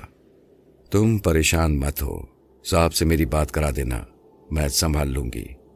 तुम ऐसा करो, फौरन किसी आदमी को भेजो, कहीं उसकी गाड़ी ना खराब हो गई हो। वैसे ऐसा इम्कान तो नहीं, एहतियातन कह रही हूं, टायर पंक्चर ना हो गया हो। बरखा ने उसे तसल्ली देने की कोशिश की। ठीक है बरखा जी, मैं आदमी भेजकर रास्ता चेक कराता हूं, उसने कहा। आप 10 मिनट बाद जरा फोन कर लीजिएगा, मैं आपकी साहब से बात करा दूंगा, उनको बस आप ही संभाल सकती हैं। मरो मत, मैं फोन कर लूंगी, तुम फौरन बंदा भेजो। ये कहकर बरखा ने रिसीवर रख दिया। वर्षा की आंखों पर कसकर पट्टी बांधी गई थी और उसके बराबर एक बंदा बैठ गया था। उसके हाथ में रिवॉल्वर था और उस रिवॉल्वर की नाल उसकी पसलियों में चुभ रही थी। चलते हुए उससे कहा गया था कि अगर जिंदगी चाहती हो तो खामोश बैठी रहना, लेकिन वो खामोश नहीं बैठी रह सकती थी। उसे यह तो अंदाजा हो गया था कि उसे अगवा किया गया है, लेकिन वो ये नहीं समझ पाई थी कि उसे किसके ईमा पर अगवा किया गया है और वो उसे कहां ले जा रहे हैं। उसने पूछा, मुझे सिर्फ इतना बता दो कि इस वारदात के पीछे कौन है। ये मालूम होने के बाद मैं एक लफ्ज भी नहीं बोलूंगी।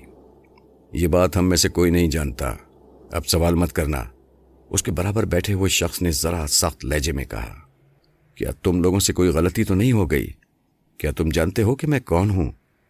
क्या तुम ये भी नहीं जानते कि मैं जिससे मुलाकात करने जा रही थी वो कितना बड़ा आदमी है? कहो तो उसका नाम बताऊं? बस बहुत हो गई, अब तुम बोली तो मैं गोली चला दूंगा। ये बात उसने कुछ इस अंदाज में कही कि वर्षा ने खामोश हो जाना ही बेहतर जाना। फिर उसके बाद कोई ना बोला। गाड़ी में मौत की सी खामोशी छाई रही। वर्षा अंदाजा नहीं कर सकी कि उसे कहाँ ले जाया जा रहा है। वैसे सफर ज्यादा तवील नहीं था।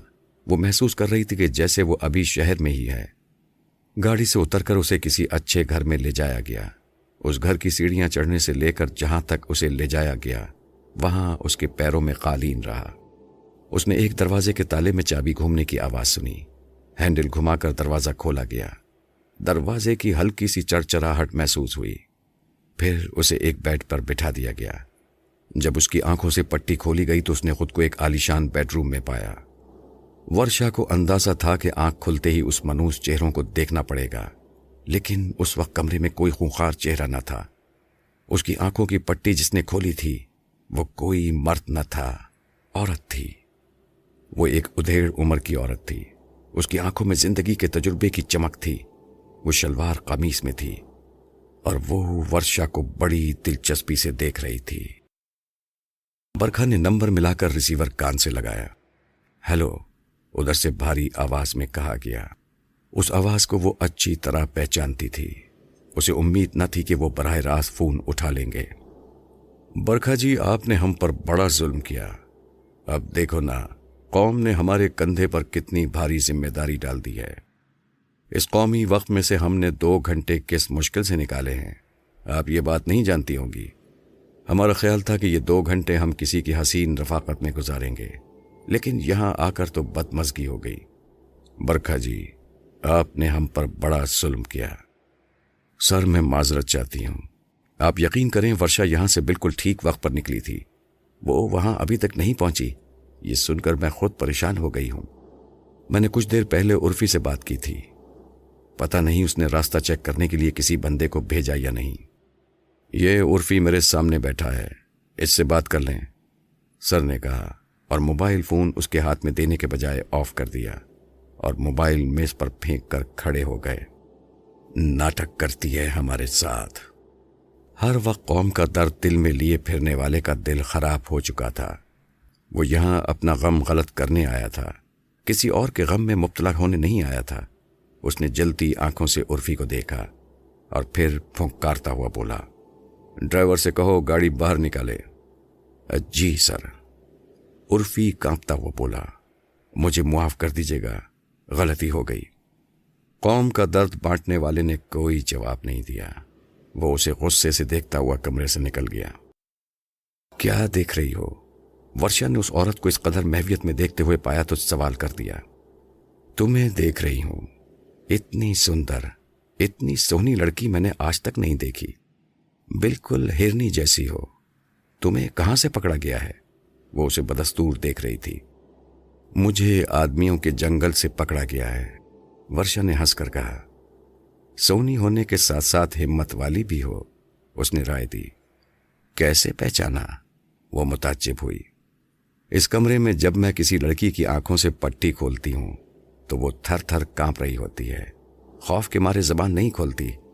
تم تو ہنس رہی ہو، کون ہو تم؟ اس تجربے کار عورت نے اپنا تجربہ بیان کیا۔ اب تک کتنی پٹیاں کھول چکی ہو؟ ورشا نے سادگی سے سوال کیا۔ یہ بتانے سے تمہیں کیا حاصل ہوگا؟ وہ نرم لہجے میں بولی۔ میں کہاں ہوں، کیا یہ بتا سکتی ہو؟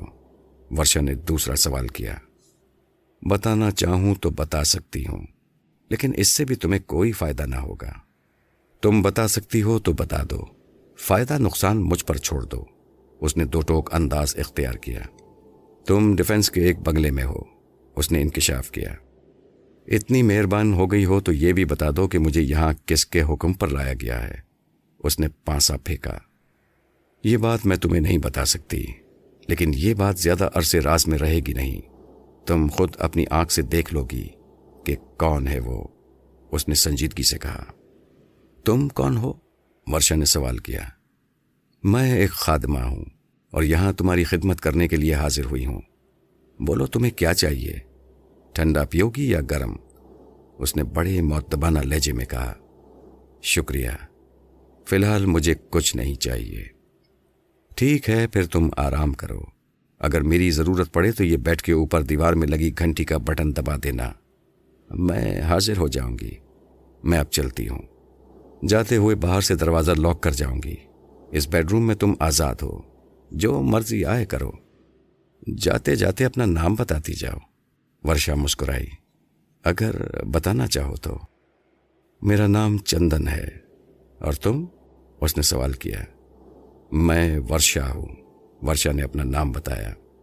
اچھا نام ہے، کم سننے میں آتا ہے۔ کس نے رکھا یہ نام؟ اس نے ایسے ہی پوچھا۔ میری ممی نے۔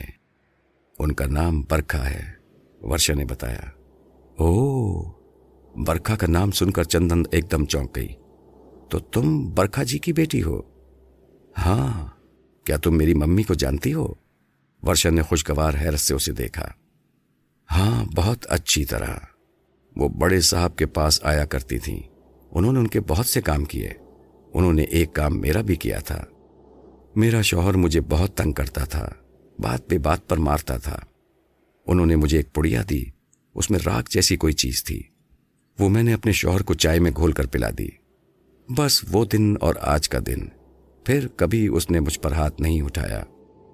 بڑے صاحب کی زندگی تک وہ یہاں آتی رہیں، اسی بنگلے میں۔ جب ان کا انتقال ہو گیا تو انہوں نے آنا چھوڑ دیا، چندن نے بتایا۔ چندن، میری ماں نے تم پر احسان کیا ہے، آج اس کی بیٹی تمہارے سامنے ہے، کیا تم اس پر کوئی احسان نہیں کر سکتی؟ ورشا نے امید بھری نظروں سے دیکھا۔ ورشا بی بی، مجھے مشکل میں مت ڈالو، وہ بڑا جلاد آدمی ہے، 1 سیکنڈ میں بندے کی پیشانی پر ریوالور رکھ کر گولی چلا دیتا ہے۔ بی بی، مجھے معاف کرنا، میں تمہارے لیے کچھ نہیں کر سکتی، اس نے گھبرا کر کہا اور تیزی سے کمرے سے نکل گئی۔ پھر ورشا نے دروازے کے تالے میں چابی گھومنے کی آواز سنی۔ وہ بند دروازے کو دیکھتی رہ گئی۔ یہ ایک وسیع و عریض فارم تھا۔ اس فارم میں خاصا اندر جا کر کاٹیج بنا ہوا تھا۔ واسم نے اپنی گاڑی کاٹیج کے دروازے سے ملا کر کھڑی کی اور ہارن دیا۔ چند لمحوں بعد کاٹیج کا دروازہ کھلا۔ سونا مسکراتی ہوئی باہر آئی۔ واسم، تمہیں آنے میں کچھ دیر ہو گئی، سونا نے گاڑی میں جھانک کر ساحل عمر کو دیکھتے ہوئے کہا۔ راستے میں ایک چیکنگ ہو رہی تھی، راستہ بدل کر آیا ہوں، واسم نے بتایا۔ پھر ان دونوں نے ساحل عمر کو سہارا دے کر گاڑی سے اتارا۔ گاڑی سے اترتے ہوئے ساحل عمر نے ایک دم آنکھیں کھولی، خالی نگاہوں سے باری باری دونوں کو دیکھا، اور پھر ان کے کندھوں کا سہارا لے کر یوں چلنے لگا جیسے وہ دونوں اس کی مرضی کے مطابق اسے کہیں لے جا رہے ہوں۔ اسے کچھ ہوش نہ تھا، وہ کہاں ہے، کیا کر رہا ہے۔ برکھا جی نے اس کے بارے میں کیا ہدایت کی ہیں؟ اسے کہاں رکھنا ہے؟ سونا نے کاٹیج کی سیڑھیاں چڑھتے ہوئے پوچھا۔ اندر والے کمرے میں رکھنا ہے، سیج پر لٹانا ہے، واسم نے اسے گہری نظروں سے دیکھتے ہوئے کہا۔ واسم، تم بھی خوب ہو، اسے تم سیج کہتے ہو؟ سونا نے اسے ترچھی نظروں سے دیکھا۔ اچھا چلو سیج مت کہو، موت کی سیج کہہ لو، اب تو ٹھیک ہے؟ ہاں وہ کمرہ تو قربان گاہ ہے، سونا نے گہرا سانس لے کر کہا۔ سونا ایک بات کان کھول کر سن لو، کوئی غلطی نہیں ہونی چاہیے، برکھا جی نے بہت سخت تنبیہ کی ہے، اگر ذرا بھی کوئی گڑبڑ ہوئی تو ہم لوگوں کی خیر نہیں۔ واسم نے کمرے میں داخل ہوتے ہوئے اسے سمجھایا۔ نہیں کوئی غلطی نہیں ہوگی، تم بے فکر رہو، سونا نے اسے یقین دلایا۔ پھر توقف کر کے بولی، برکھا جی کب آئیں گی؟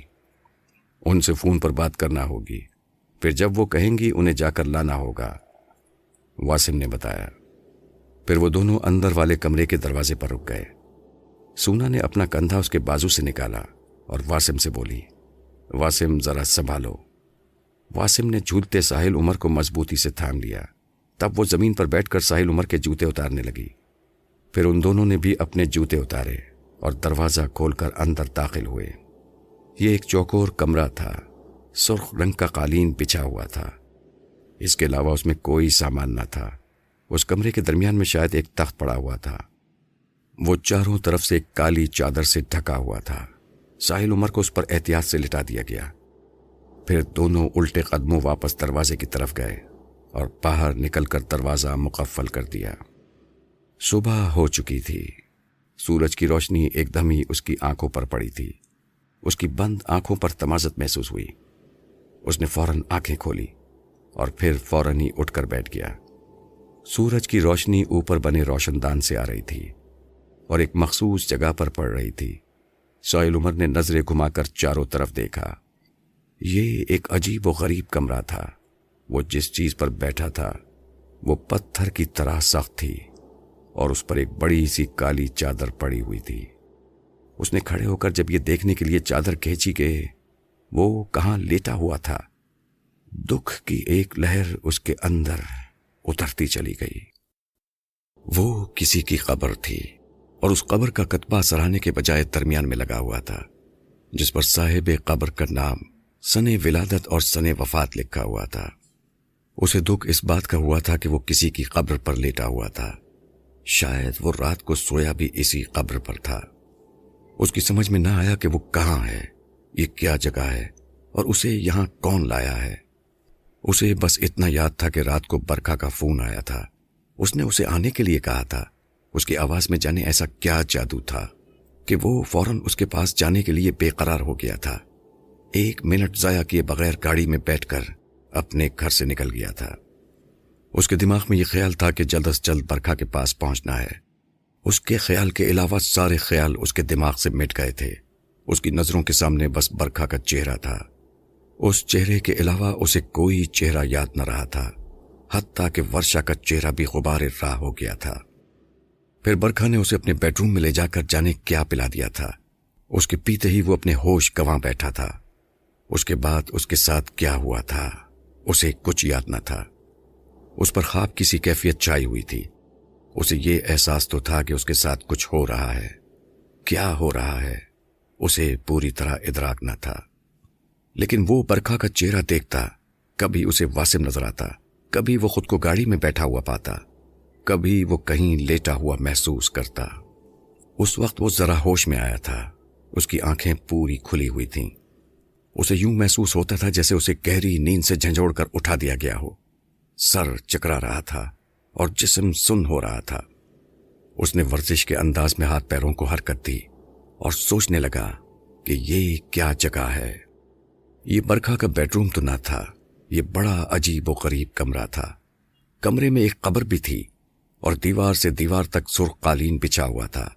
اس کمرے میں 2 روشن دان تھے جو آمنے سامنے تھے اور خاصے اونچے تھے۔ کوئی کھڑکی نہ تھی، سامنے ایک دروازہ تھا۔ وہ آہستہ آہستہ چلتا ہوا دروازے تک گیا۔ چلتے ہوئے اس کے قدم ڈگمگا رہے تھے۔ اس نے دروازے کا ہینڈل نیچے کر کے دروازہ کھولنا چاہا، لیکن دروازہ لاک تھا۔ اب اس کا دماغ آہستہ آہستہ بیدار ہوتا جا رہا تھا اور وہ سوچ رہا تھا کس مصیبت میں گرفتار ہو گیا ہے۔ برکھا کا بنگلہ اس وقت تاریکی میں ڈوبا ہوا تھا۔ ناصر مرزا اسی جگہ سے دیوار پھلانگ کر اندر آیا تھا جس جگہ سے اس نے دن کی روشنی میں ساحل عمر کی گاڑی کھڑی دیکھی تھی۔ دیوار کود کر وہ چند لمحے اطمینان سے کھڑا رہا، اس نے بنگلے کی پچھلی سائڈ کو بغور دیکھا۔ عمارت میں کہیں بھی روشنی نہ تھی۔ اسے اس بات کا خدشہ تھا کہ بنگلے میں کوئی کتا نہ ہو۔ اگرچہ وہ پوری تیاری سے بنگلے میں داخل ہوا تھا اور ہر خطرے سے نمٹنے کی صلاحیت رکھتا تھا، پھر بھی وہ چاہتا تھا کہ بنگلے میں کتا وغیرہ نہ ہو تو بہتر ہے۔ خواہ اسے ختم کرنا پڑے گا۔ جب اسے یقین ہو گیا کہ بنگلے میں کوئی کتا موجود نہیں ہے تو وہ نپے تلے قدموں سے آگے بڑھا۔ اسٹریٹ لائٹ جہاں تک اندر آ رہی تھی وہاں تک اس کی روشنی میں آگے بڑھتا رہا، اور جب اندھیرا بڑھنے لگا تو اس نے محدود دائرے والی چھوٹی سی ٹارچ روشن کر لی۔ یہ بنگلہ درخت اور بے ترتیب جھاڑیوں سے گھرا ہوا تھا۔ جھینگروں کی آوازیں آ رہی تھیں۔ بنگلے کی ویرانی اندھیرے میں مزید بڑھ گئی تھی۔ بنگلے کی طرف بڑھتے ہوئے دل میں ہول سی اٹھ رہی تھی۔ ناصر مرزا مضبوط اعصاب کا مالک تھا۔ وہ بغیر پریشان ہوئے محتاط اندازے میں آگے بڑھتا رہا۔ اس وقت اسے حیرت کا جھٹکا لگا جب وہ اس جگہ پہنچا جہاں دن میں ساحل عمر کی گاڑی کھڑی تھی۔ وہاں اب گاڑی موجود نہ تھی۔ وہ پیچھے سے گھومتا ہوا آگے آ گیا، مین گیٹ تک چلا گیا، لیکن اسے گاڑی کہیں نظر نہ آئی۔ اس پر مایوسی چھانے لگی۔ اس کا مطلب یہ ہے کہ ساحل عمر یہاں سے نکل گیا۔ وہ مین گیٹ سے سوچتا ہوا پھر پچھلی طرف آیا۔ تب اسے ایک جھاڑیوں کے اندر ایک ہیولا سا محسوس ہوا۔ اس نے ٹارچ کی روشنی ڈالی تو ساحل عمر کی گاڑی پر نظر پڑی۔ وہ ایک دم کھل اٹھا۔ اب سوال یہ تھا کہ اس بنگلے میں بے شمار کمرے تھے اور ایک بھی روشن نہ تھا۔ پھر وہ کیسے اندازہ کرے کہ ساحل عمر کس کمرے میں موجود ہے؟ اسے ایک ایک کمرہ جھانکنا ہوگا۔ اب اس کے علاوہ کوئی چارہ نہ تھا۔ اس نے ٹارچ بائیں ہاتھ میں تھام لی اور جیب سے چاقو نکال کر کھول لیا۔ ایک ایک کمرے کو چیک کرتا ہوا آگے بڑھنے لگا۔ بیشتر کمرے اندر سے بند تھے اور جو کھلے تھے وہ خالی پڑے ہوئے تھے۔ ان میں کوئی سامان تک نہ تھا۔ اسی طرح کمروں کی تلاشی لیتا جب وہ ایک کمرے کے سامنے آیا تو اس کا دروازہ بھی حسب معمول بند تھا۔ اس نے دروازے کو آہستہ سے دھکا دیا تو وہ کھل گیا۔ ٹارچ روشن کر کے سامنے دیکھا تو اسے اس کمرے میں قالین بچھا نظر آیا۔ پھر ٹارچ کے دائرے نے ایک بیڈ دریافت کیا۔ ناصر مرزا ابھی بیڈ پر ٹارچ کی روشنی ڈال کر یہ دیکھنے ہی والا تھا کہ آیا بیڈ پر کوئی موجود ہے کہ نہیں۔ اچانک کمرہ تیز روشنی میں نہا گیا۔ کمرے میں برکھا موجود تھی۔ بیڈ سے اٹھ کر اس نے لائٹ روشن کی تھی۔ اپنے سامنے ناصر مرزا کو پا کر اس کی آنکھوں میں خون اتر آیا۔ شکاری تو یہاں کیا سوچ کر آیا ہے؟ وہ ناگن کی طرف بل کھا کر بولی۔ میرا دوست کہاں ہے؟ میں اپنے دوست کو لینے آیا ہوں، اسے میرے حوالے کر دے، میں یہاں سے خاموشی سے چلا جاؤں گا۔ ناصر مرزا نے دو ٹوک انداز میں بات کی۔ کس دوست کی بات کرتا ہے؟ میں تیرے کسی دوست کو نہیں جانتی۔ اس دوست کی جس کی گاڑی تیرے گھر کی جھاڑیوں میں چھپی ہوئی ہے۔ ناصر مرزا نے اس کی آنکھوں میں آنکھیں ڈال کر کہا۔ اچھا تو پورے گھر کی تلاشی لے آیا ہے؟ برکھا جو اب تک کھڑی تھی بیڈ پر بیٹھ گئی اور اسے گھورتے ہوئے بولی، تو نے میرے گھر میں داخل ہو کر اچھا نہیں کیا۔ میں نے یہاں آ کر اچھا کیا ہے یا برا کیا ہے اس بات کو چھوڑو۔ دوپہر کو بھی تو نے یہی کہا تھا، خود سامنے آئی نہیں، مجھے دیکھ کر ڈر گئی، اپنی بیٹی کو دروازے پر بھیج دیا۔ اس نے غلط بیانی سے کام لیا جبکہ ساحل عمر اس گھر میں موجود تھا۔ تو اس لڑکے کے پیچھے کیوں پڑ گئی ہے؟ وہ میرا بہت پیارا دوست ہے، اگر اس کو کچھ ہو گیا تو پھر تجھے زندہ نہیں چھوڑوں گا۔ میرے گھر میں گھس کر مجھے قتل کی دھمکی دیتا ہے۔ ابھی اگر میں پولیس کو کال کر لوں تو جانتا ہے کہ تجھ پر کتنے مقدمے بن جائیں گے۔ تو یہ بات اچھی طرح جانتا ہوگا۔ جانتا ہے نا؟ برکھا نے ترچھی نگاہوں سے دیکھا۔ میں تیرے گھر کی دیوار پھلانگ کر آیا ہوں، میں اسی طرح کود کر اندر آیا ہوں تو کچھ سوچ کر ہی آیا ہوں گا۔ تو اپنا شوق پورا کر، پولیس کو کال کر، پھر دیکھ تماشا۔ ناصر مرزا پولیس بلانے کی دھمکی پر تھوڑا پریشان تو ہو گیا تھا، لیکن اس نے اپنی پریشانی ظاہر نہ ہونے دی۔ اس نے اسے الٹی دھمکی دے کر چکرا دیا۔ اگر وہ ڈر جاتا تو وہ اسے اور ڈراتی، لیکن وہ ڈرنے والوں میں سے نہ تھا۔ تو کیا چاہتا ہے؟ برکھا کا لہجہ تھوڑا نرم ہوا۔ میں یہاں ساحل عمر کو لینے آیا ہوں، اسے میرے حوالے کر دے۔ اور میری بیٹی کا کیا ہوگا؟ ایک انوکھا سوال ہوا۔ کہیں تو ساحل عمر اور ورشا کی شادی کے چکر میں تو نہیں ہے؟ یاد رکھ، میں ایسا نہیں ہونے دوں گا۔ میں کیا کہہ رہی ہوں، تو کیا کہہ رہا ہے؟ تو جو کہنا چاہ رہی ہے میں اچھی طرح سمجھتا ہوں۔ ورشا کہاں ہے؟ ناصر مرزا اس سوال پر چونکا۔ اس سوال کا کیا مطلب ہے؟ تمہارے جانے کے بعد میری ورشا غائب ہے۔ اس کی گاڑی کلفٹن چورنگی کے نزدیک سے ملی ہے۔ مجھے یقین ہے کہ تم لوگوں نے اسے اغوا کروایا ہے، برکھا نے اس کی آنکھوں میں دیکھتے ہوئے کہا۔ اوہ، تو ورشا اغوا ہو چکی ہے۔ ورشا کے اغوا کا ذکر سن کر ناصر مرزا کے دل میں ٹھنڈک سی پڑ گئی۔ کوئی تو ان ظالموں کو نقصان پہنچانے والا پیدا ہوا۔ جس نے بھی ورشا کو اغوا کیا ہے اس کے لیے اس کے دل سے دعا نکلی۔ واہ بھائی، تو نے کمال کیا، اللہ تیرا بھلا کرے۔ ناصر مرزا نے 1 سیکنڈ کے 1000ویں حصے میں یہ بات طے کر لی کہ وہ اغوا کے معاملے کو ہرگز کلیئر نہیں کرے گا۔ برکھا خود بخود جال میں پھنس گئی تھی۔ اب وہ بارگیننگ کی پوزیشن میں آ گیا تھا۔ وہ اس بات سے فائدہ اٹھائے گا، لیکن وہ بھی کچھ کچی گولی نہیں کھیلے ہوئی تھی۔ وہ ایک شاطر تھی۔ جب سے اس کے علم میں یہ بات آئی تھی کہ ورشا کی گاڑی کلفٹن چورنگی کے نزدیک کھڑی ہے، تب سے اس نے اپنے تمام ہرکارے ادھر ادھر توڑائے ہوئے تھے۔ جن جن لوگوں پر اسے شبہ تھا وہاں وہ چیک کر رہی تھی۔ اس کے ساتھ ہی وہ پورے بنگلے میں اندھیرا کر کے اپنے بیڈ پر بیٹھ کر ایک عمل کر رہی تھی کہ ناصر مرزا اس کے گھر میں آکودہ تھا۔ یہ لوگ اس کی فہرست میں شامل نہ تھے۔ ناصر مرزا کا چہرہ دیکھ کر اچانک اس کے دل میں یہ خیال آیا کہ ہو سکتا ہے کہ یہ کام ان لوگوں نے کیا ہو۔ یہ سوچ کر اس نے اندھیرے میں تیر چھوڑ دیا تھا۔ اگر ناصر مرزا کے اشارے پر یہ اغوا ہوا ہے تو یہ فوراً اگل دے گا۔ اس طرح ورشا کے بدلے میں ساحل عمر کو دے دیا جائے گا اور آئندہ وہ ورشا کو محفوظ کر کے ساحل عمر کو دوبارہ اپنے قبضے میں لے لے گی۔ تم کسی کو اغوا کر سکتی ہو تو کوئی اور بھی تمہاری بیٹی کو اغوا کر سکتا ہے۔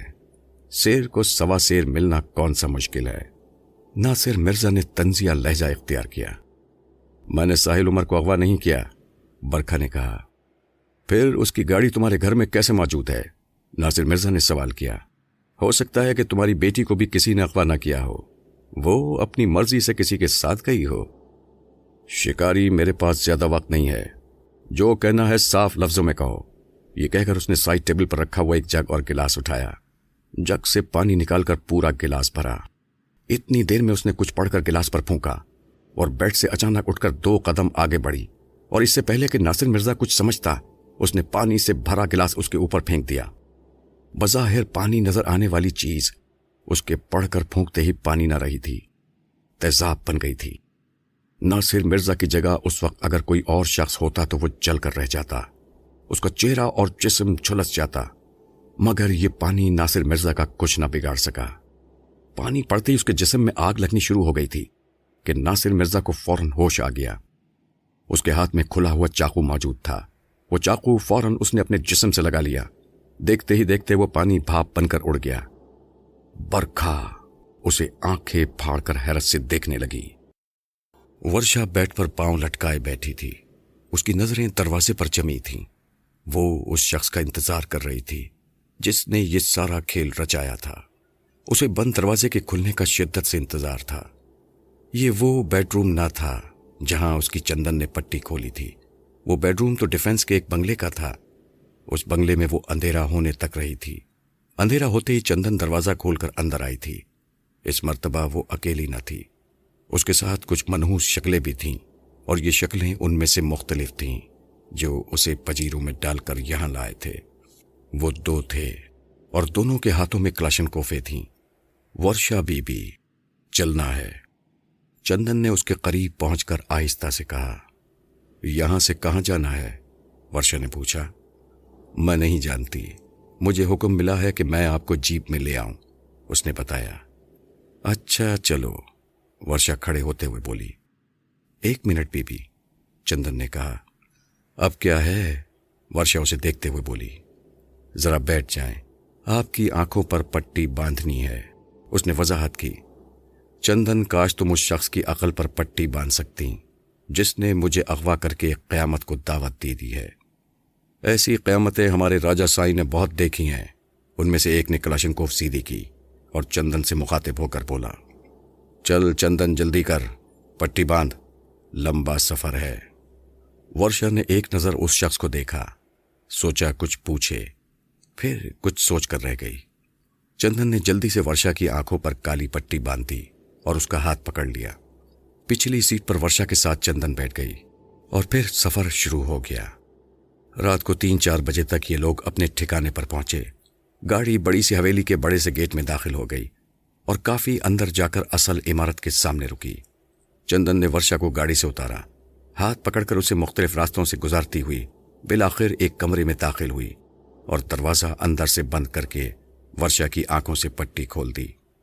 پٹی کھلنے کے بعد ورشا نے آہستہ سے اپنی آنکھوں کو ملا، آنکھیں میچیں اور پھر کھولی، پھر کمرے پر ایک تائرانہ نظر ڈالتی ہوئی بولی، پوری رات سفر میں گزر گئی۔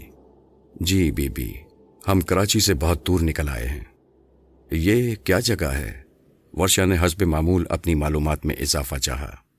اس جگہ کا نام میں نہیں جانتی، میں پہلی بار یہاں آئی ہوں، چندن نے دھیرے سے کہا۔ ورشا نے محسوس کیا کہ وہ سفید جھوٹ بول رہی ہے۔ وہ اس کی مجبوری سمجھتی تھی، لہٰذا اس نے جگہ سے متعلق کوئی اور سوال نہ کیا۔ بی بی آپ کچھ پئیں گی؟ ہاں چائے پیوں گی، ورشا نے انگڑائی لیتے ہوئے کہا۔ تھکن ہو گئی ہے، آپ چہرے پر چھینٹے مار لیں، میں چائے لے کر آتی ہوں، اس نے مشورہ دیا۔ ورشا نے واش روم میں جا کر اپنا چہرہ اچھی طرح دھویا، سامنے لگے آئینے میں اپنی شکل دیکھی، چہرے پر تھکن برس رہی تھی۔ یہ ایک مشکل اور دشوار گزار سفر تھا۔ آخری 10 میل انتہائی تکلیف دہ تھے، راستہ اونچا نیچا اور کچا تھا۔ آنکھوں پر پٹی ہونے کی وجہ سے وہ بار بار چندن پر گر رہی تھی، گاڑی کو خاصے جھٹکے لگ رہے تھے۔ 10 منٹ بعد چندن چائے لے آئی، چائے کے ساتھ کھانے کی کچھ اشیاء بھی تھیں۔ چندن نے یہ بہت اچھا کیا تھا، اسے بھوک بھی لگ رہی تھی۔ اس نے چند بسکٹ لیے، تھوڑا سا خشک میوہ چکھا اور پھر چائے پی کر ذرا تازہ دم سی ہو گئی۔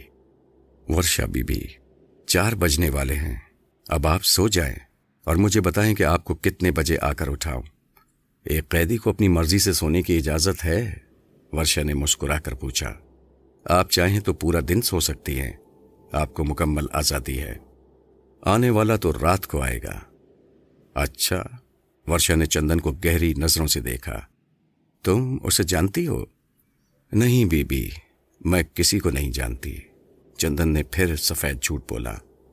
چندن، تمہیں جھوٹ بولنا اچھا لگتا ہے؟ ورشا نے اس کی دکھتی رگ پر ہاتھ رکھا۔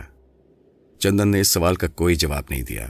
اس کے چہرے پر یکدم اداسی پھیل گئی، پھر وہ مری سی آواز میں بولی، ورشا بی بی، میں کب آ کر اٹھاؤں؟ 11 بجے تک آ جانا، ورشا نے اسے بتایا۔ اچھا ٹھیک ہے بی بی۔ چندن سنو، جب وہ جانے لگی تو ورشا نے پیچھے سے آواز دی۔ چندن فوراً رک گئی، اس نے پلٹ کر دیکھا۔ G B be.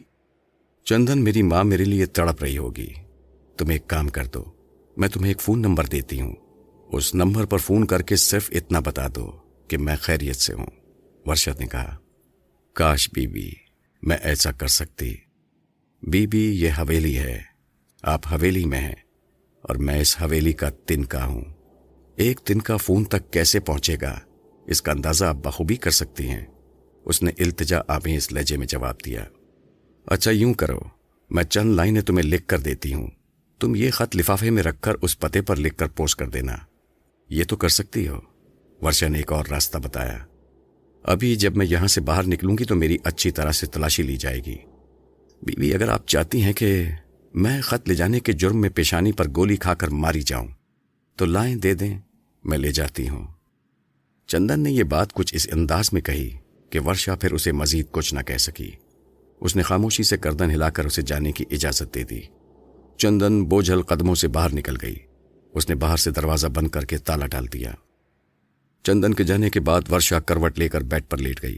رات بھر کی جاگی ہوئی تھی، اس لیے آرام ملتے ہی اس کی آنکھوں میں نیند اترنے لگی۔ وقت مقرر پر چندن نے اسے آ کر اٹھا دیا۔ دوپہر کے کھانے کے بعد وہ پھر سو گئی۔ شام کو اٹھی، چندن نے چائے کی ٹرے ماں لوازمات اس کے سامنے رکھی، اس نے صرف چائے پی۔ شام کو 7 بجے کے قریب چندن پھر آئی، اس نے رات کے کھانے کے بارے میں پوچھا۔ ورشا نے کوئی فرمائش نہ کی۔ 8:30 بجے کے قریب اسے کھانا پیش کیا گیا۔ 9 بجے کے قریب جب ورشا کھانے اور چائے وغیرہ سے فارغ ہو گئی تو چندن نے ورشا سے کہا، بی بی آپ ہاتھ منہ دھو لیں، میک اپ کر لیں، کپڑے تبدیل کر لیں۔ یہ سب میں کیوں کروں؟ تم نے مجھے کیا سمجھ رکھا ہے؟ ورشا یکدم بفر گئی۔ بی بی مجھ پر غصہ نہ ہو، میں نے آپ کو کچھ نہیں سمجھا، مجھے جیسے جیسے حکم ملتا جا رہا ہے میں آپ کو بتاتی جاتی ہوں. میں حکم کی غلام ہوں. تمہیں جو کہا گیا وہ تم نے مجھے بتا دیا.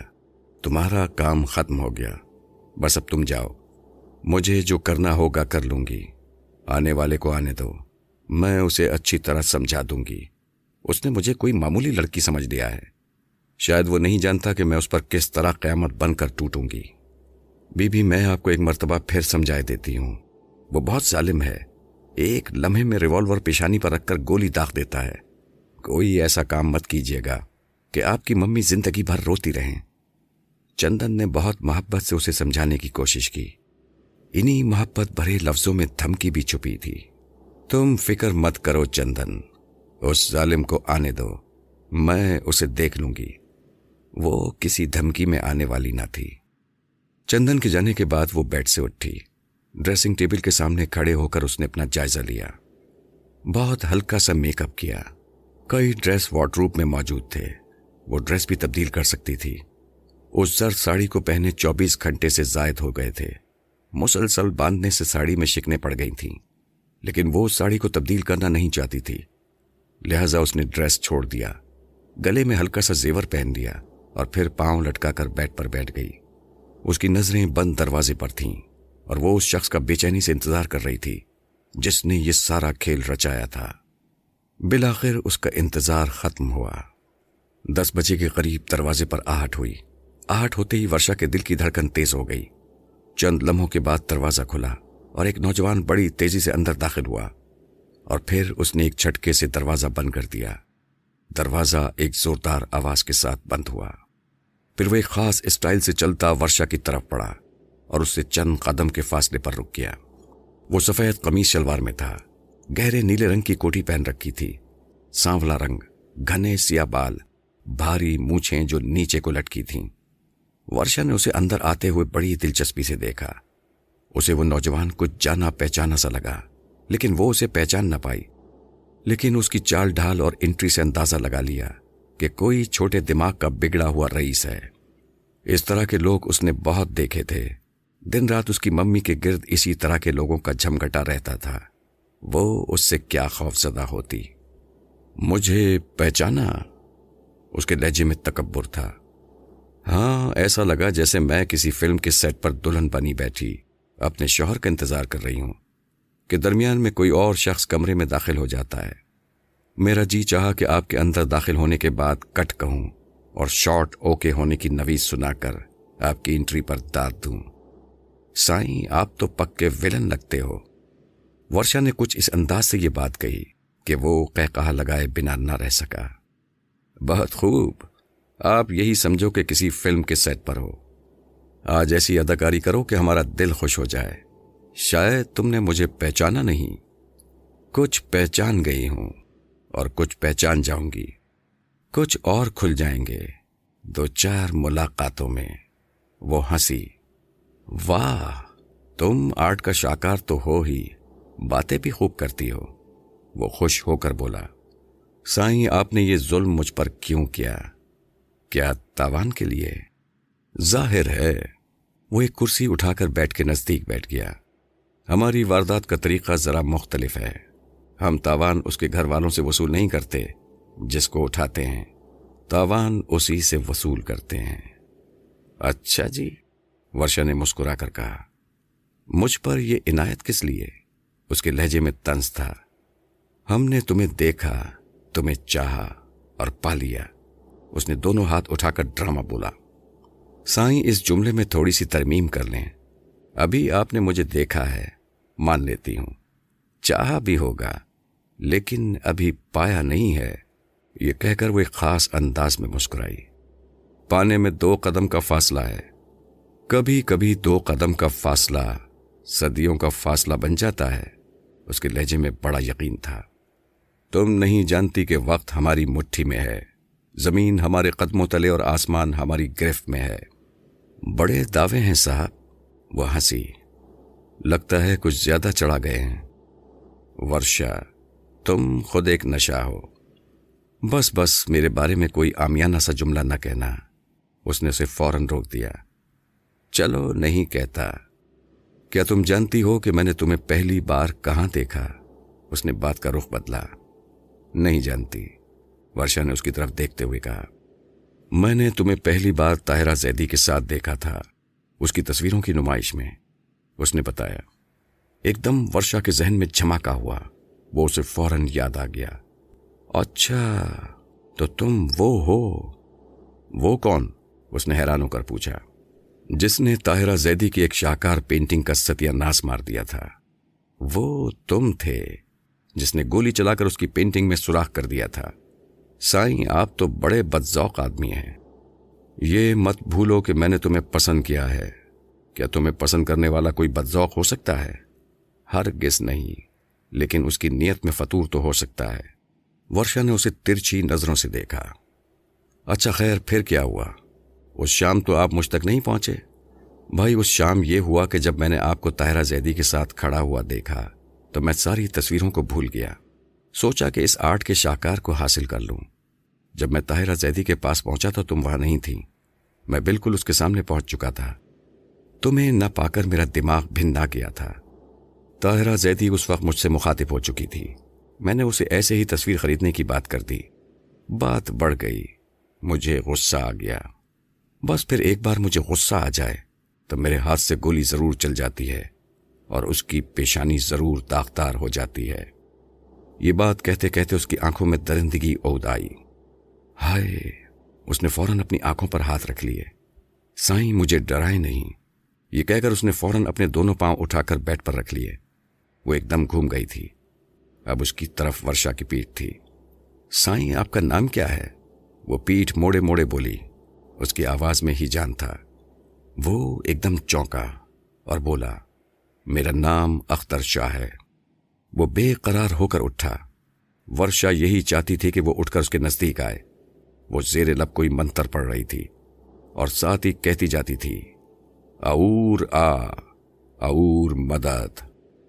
اختر شاہ بالکل اس کے پیچھے کھڑا ہو گیا اور وہ بات ہو گئی جس کی ورشا منتظر تھی۔ اختر شاہ کی آنکھیں خوف سے پھیل گئیں۔ ایک خوفناک بچھو اس کی پیٹھ پر حرکت میں تھا۔ وہ اس نظارے کی تاب نہ لا سکا، پلٹ کر دروازے کی طرف بھاگا۔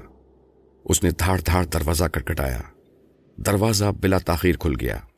ورشا نے اس کی طرف پلٹ کر دیکھا۔ وہ تیزی سے نکلتا ہوا نظر آیا۔ فوراً دروازہ بند ہو گیا۔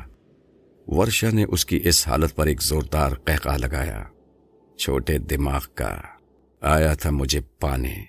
تھوڑی دیر کے بعد دروازہ کھلا۔ وہ دونوں اندر داخل ہوئے۔ اسے دیکھ کر ایک دم پریشان ہو گئے۔ وہ قالین پر بیٹھا ہوا تھا اور اپنے ہوش و حواس میں تھا۔ کالی چادر قبر پر سے اتری ہوئی تھی۔ واسم نے سونا کو اور سونا نے واسم کو سہمی ہوئی نظروں سے دیکھا۔ برکھا نے کہا، کوئی غلطی نہ ہو، لیکن غلطی ہو گئی تھی۔ وہ شیشی جس میں سرخ پانی تھا وہ ڈیش بورڈ میں رکھی رہ گئی تھی۔ سونا آؤ، واسم نے اس کا ہاتھ پکڑ کر گھسیٹا۔ وہ دونوں تیزی سے باہر نکل گئے اور دروازہ پھر سے بند ہو گیا۔ ان دونوں کو دیکھ کر ساحل عمر کو یہ اندازہ تو ہو گیا کہ وہ کن لوگوں میں ہے، لیکن یہ اندازہ نہ لگا پایا کہ وہ کس جگہ پر ہے۔ اس کمرے میں ایک قبر ہے۔ یہ کس کی قبر ہے؟ قبر پر جو پتھر نصب تھا اس پر صاحب قبر کا نام چترو بھیل لکھا تھا۔ اس شخص کا 5 سال پہلے انتقال ہوا تھا۔ پتہ نہیں وہ کون شخص تھا اور اسے بے ہوش کر کے اس کی قبر پر کس مقصد کے لیے لٹایا گیا۔ اس کام کے پیچھے کوئی نیک مقصد تو ہو نہیں سکتا تھا۔ ساحل عمر ابھی اسی طرح کی باتیں سوچ رہا تھا کہ دروازے پر کھڑکھڑاہٹ ہوئی۔ چند لمحوں بعد پھر دروازہ کھلا۔ دروازے پر سونا نظر آئی۔ اس کے ہاتھ میں ٹرے تھی جس میں چائے اور کچھ کھانے پینے کا سامان نظر آ رہا تھا۔ سونا چپل اتار کر اندر آئی۔ اس نے خاموشی سے ساحل عمر کے سامنے ٹرے رکھ دی۔ ساحل عمر کو بہت زور کی بھوک لگی ہوئی تھی۔ سامنے ناشتے کا بھرپور سامان موجود تھا۔ وہ سونا سے بغیر کوئی بات کیے ناشتے میں مصروف ہو گیا۔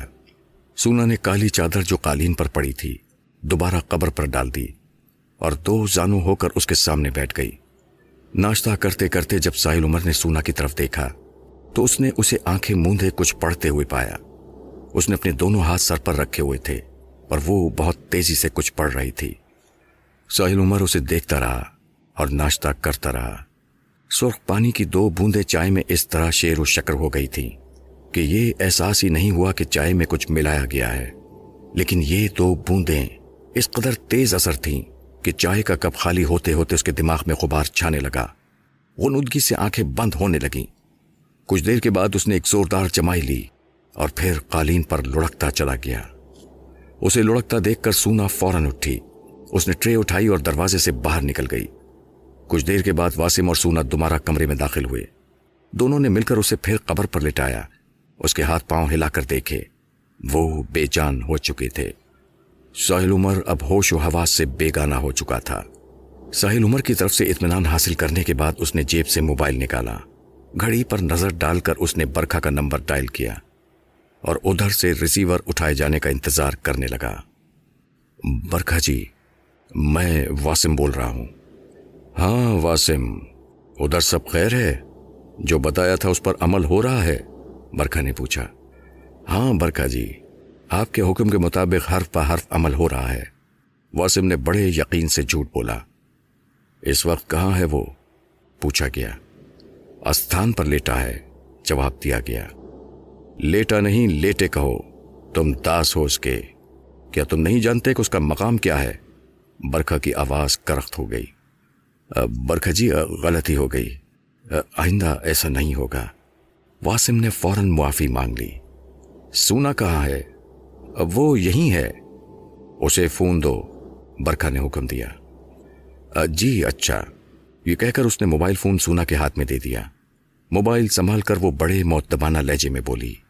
جی برکھا جی، تیرا پاٹ جاری ہے؟ جی برکھا جی، پاٹ جاری ہے، اس نے فوراً کہا۔ چترو بھیل نظر آیا؟ برکھا نے پوچھا۔ ابھی نہیں، سونا نے جواب دیا۔ برکھا جی، آپ کب آ رہی ہیں؟ میں اب تک وہاں پہنچ جاتی، مگر ادھر ایک گڑبڑ ہو گئی ہے، کسی نے ورشا کو اغوا کر لیا ہے۔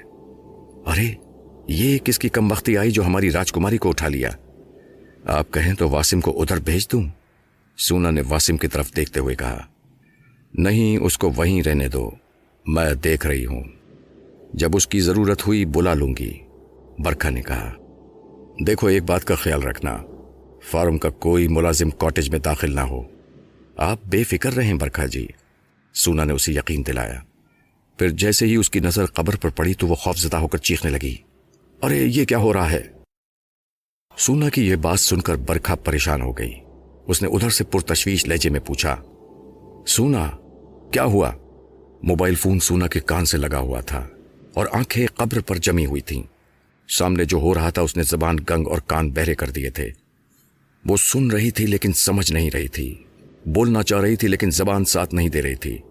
تب برکھا بہت غصے سے چیخی، کتے کی بچی، بولتی کیوں نہیں؟ برکھا جی بتاتی ہوں، وہ بمشکل بولی۔ فون واسم کو دے، برکھا نے حکم دیا۔ سونا نے فون فوراً واسم کی طرف بڑھا دیا۔ وہ خود پریشان ہو گیا تھا، وہ قبر کو بغور دیکھ رہا تھا۔ وہ سمجھا برکھا نے فون بند کر دیا ہے، لہٰذا سونا نے اسے موبائل فون واپس کر دیا ہے کہ وہ جیب میں ڈال لے۔ واسم نے فون آف کر کے جیب میں ڈال لیا۔ اس کی نظریں قبر پر جمی ہوئی تھیں۔ جو کچھ ہوا تھا آنن فانن ہوا تھا، بس چند لمحوں میں کھیل مکمل ہو گیا تھا۔ قبر اچانک دو حصوں میں تقسیم ہوئی تھی اور ساحل عمر جو قبر پر لیٹا ہوا تھا، ماں چادر اندر چلا گیا اور پھر قبر واپس اپنی جگہ آ گئی تھی۔ وہ دونوں گمسم حیران و پریشان اس قبر کو دیکھ رہے تھے جو ساحل عمر کو نکل گئی تھی۔ اب یہ احساس ہی نہ رہا تھا کہ چند لمحے قبل یہ قبر شق ہوئی تھی۔ فون بند ہونے پر برکھا کو بہت غصہ آیا۔ اس نے جلدی جلدی دوبارہ ڈائل کیا۔ رنگ ہونے پر واسم نے جلدی سے موبائل فون جیب سے باہر نکالا اور کان سے لگا کر بولا، ہیلو کے بچے، تو نے فون کیسے بند کیا؟ برکھا دہاڑی۔ برکھا جی، مجھے سونا نے فون دیا تو میں سمجھا کہ اس نے مجھے فون رکھنے کو دیا ہے، اس نے ڈرتے ڈرتے کہا۔ تم دونوں پاگل ہو گئے ہو کیا؟ آخر ہوا کیا ہے؟ برکھا جی، استھان دو حصوں میں تقسیم ہوا اور ساحل صاحب اندر چلے گئے۔ یہ کیا بکواس کر رہا ہے تو؟ میں سچ کہہ رہا ہوں برکھا جی، بے شک آپ سونا سے بات کر لیں۔ سونا، برکھا جی سے بات کرو، واسم نے موبائل فون اس کی طرف بڑھاتے ہوئے کہا۔ ہیلو، سونا نے لرزتی ہوئی آواز میں کہا۔ سونا، یہ کیا بکواس کر رہا ہے؟ ایسا ہی ہوا ہے برکھا جی، استھان نے ساحل جی کو نگل لیا، चित्रू भेल ले गया उन्हें। सोना ने मजीद वजाहत की। मैं देख लूंगी उस नट की औलाद को। ये सब मेरी गैर मौजूदगी की वजह से हुआ है। मैं वहां होती तो वो ऐसी जुर्रत न कर पाता। मैं इधर वर्षा की वजह से फंस गई। मैं निमट लूंगी उससे। तुम लोग वहीं रहो। सुना तूने स्थान को 1 मिनट के लिए भी खाली नहीं छोड़ना है। तू समझ गई है ना? जी बरखा जी, वो सहम कर बोली। और सुन, मैं तुझे कुछ पाठ बताती हूं, वो वहां बैठकर पढ़। मुझे जैसे ही वर्षा के बारे में कुछ मालूम हुआ तो उस मामले से निमटकर मैं फौरन वहां पहुंच जाऊंगी। ठीक है सुना? देख जरा होशियारी से रहना। बस तू अस्तान से जरूरत के वक्त निकलेगी। तेरा खाना पीना वहीं होगा। वासिम तेरे खाने पीने का बंदोबस्त करेगा। ये कहकर बरखा ने फोन बंद कर दिया और एक गहरा सांस लिया। वो खासी परेशान हो गई थी। हर तरफ से उसे नाकामी का मुंह देखना पड़ रहा था। वर्षा को उसने खास मिशन पर भेजा था। वर्षा वहां वक्त पर ना पहुंच सकी, जिसकी वजह से बरखा की एक बड़े आदमी के साथ नाराजी हो गई। चलो, नाराजी तो कोई इतना बड़ा मसला न था। वो किसी और मौके पर उस बड़ी शख्सियत को मना लेगी। मसला वर्षा थी। जाने वो कहां गायब हो गई, जाने उस पर क्या बीती। अभी वो वर्षा के गायब होने का मुअम्मा हल न कर पाई थी कि वो शिकारी नासिर मिर्जा घर में आ कूदा। उसने उसे सजा देना चाहिए तो वो साफ बच निकला। बरखा को अपने वार की नाकामी पर बड़ी हैरत हुई। वो शायद कहीं से कुछ सबक पढ़कर आ गया था। खैर, उससे वो अच्छी तरह निमट लेगी। उसका असल मिशन तो साहिल उमर था, उसकी जिंदगी का हासिल, जिसे उसने बड़ी मुश्किल से तलाश किया था और एक लंबे अरसे से उसके पीछे लगी थी। अब जबकि कामयाबी नजदीक थी, वो उसे बलि देकर माना को हासिल कर सकती थी और माना के जरिए किताब सहर रब्तूल तक रसाई मुमकिन थी कि दरमियान में यह हादसा पेश आ गया। चित्रू भेल आखिर रहा जंगली का जंगली। ये ठीक है कि वो सहरा का बड़ा जादूगर था और उसका स्थान साहिल उमर की बलि के लिए एक सीढ़ी था, लेकिन मालूम होता है कि चित्रू भेल की साहिल उमर को देखकर खुद नीयत खराब हो गई। सवाल यह है कि उसे दुनिया से उठे हुए 5 साल हो चुके हैं। साहिल उमर से अब वो क्या फायदा हासिल कर सकता है? वो उसे क्यों ले गया? वो सोचती रही और अपनी नाकामियों पर परेशान होती रही। बिलाखिर उसका दिमाग सुन हो गया। उसने पूरी रात जागकर गुजारी थी। उसकी आंखों में नींद उतरने लगी। थोड़ी देर में वो सो गई। वो जाने कब तक सोती रहती कि किसी ने गेट पर लगी कॉल बेल का बटन दबा दिया। वो हड़बड़ाकर उठ बैठी। उसने दीवार पर लगी घड़ी पर नजर डाली। वो कई घंटे सो चुकी थी। वो तेजी से उठकर गेट की तरफ भागी।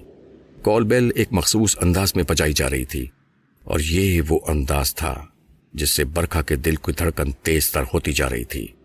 गेट पर पहुंचने से पहले बरखा ने जोर से आवाज लगाई, आ रही हूं। फिर गेट खोलने से पहले उसने गेट के दरमियान से झांक कर देखा। वो सामने ही खड़ी थी। बरखा ने बड़ी बेकरारी से गेट खोला। गेट खुलते ही वो अंदर आ गई और उससे लिपट गई। वो वर्षा थी। ओह मेरी जान, तू कहां चली गई थी? बरखा ने उसे अपनी बाहों में समेट लिया। माय स्वीट मम्मी, ये कहकर वो आहिस्तगी से अलग हो गई। बरखा चाहती थी कि वो उसके सीने से लगी रहे ताकि वो उसे भींच भींच कर प्यार कर सके, मगर बरखा के जिस्म से उठती बू ने उसे मजबूर कर दिया कि वो फौरन उसके सीने से अलग हो जाए। बरखा ने जल्दी से गेट बंद किया। उसका हाथ पकड़कर बड़े प्यार से देखती हुई अपने बेडरूम में ले आई। रास्ते में उसने उससे कोई बात न की। वर्षा उन्हीं कपड़ों में थी जिनमें घर से निकली थी, लेकिन उन कपड़ों की हालत तबाह हो रही थी।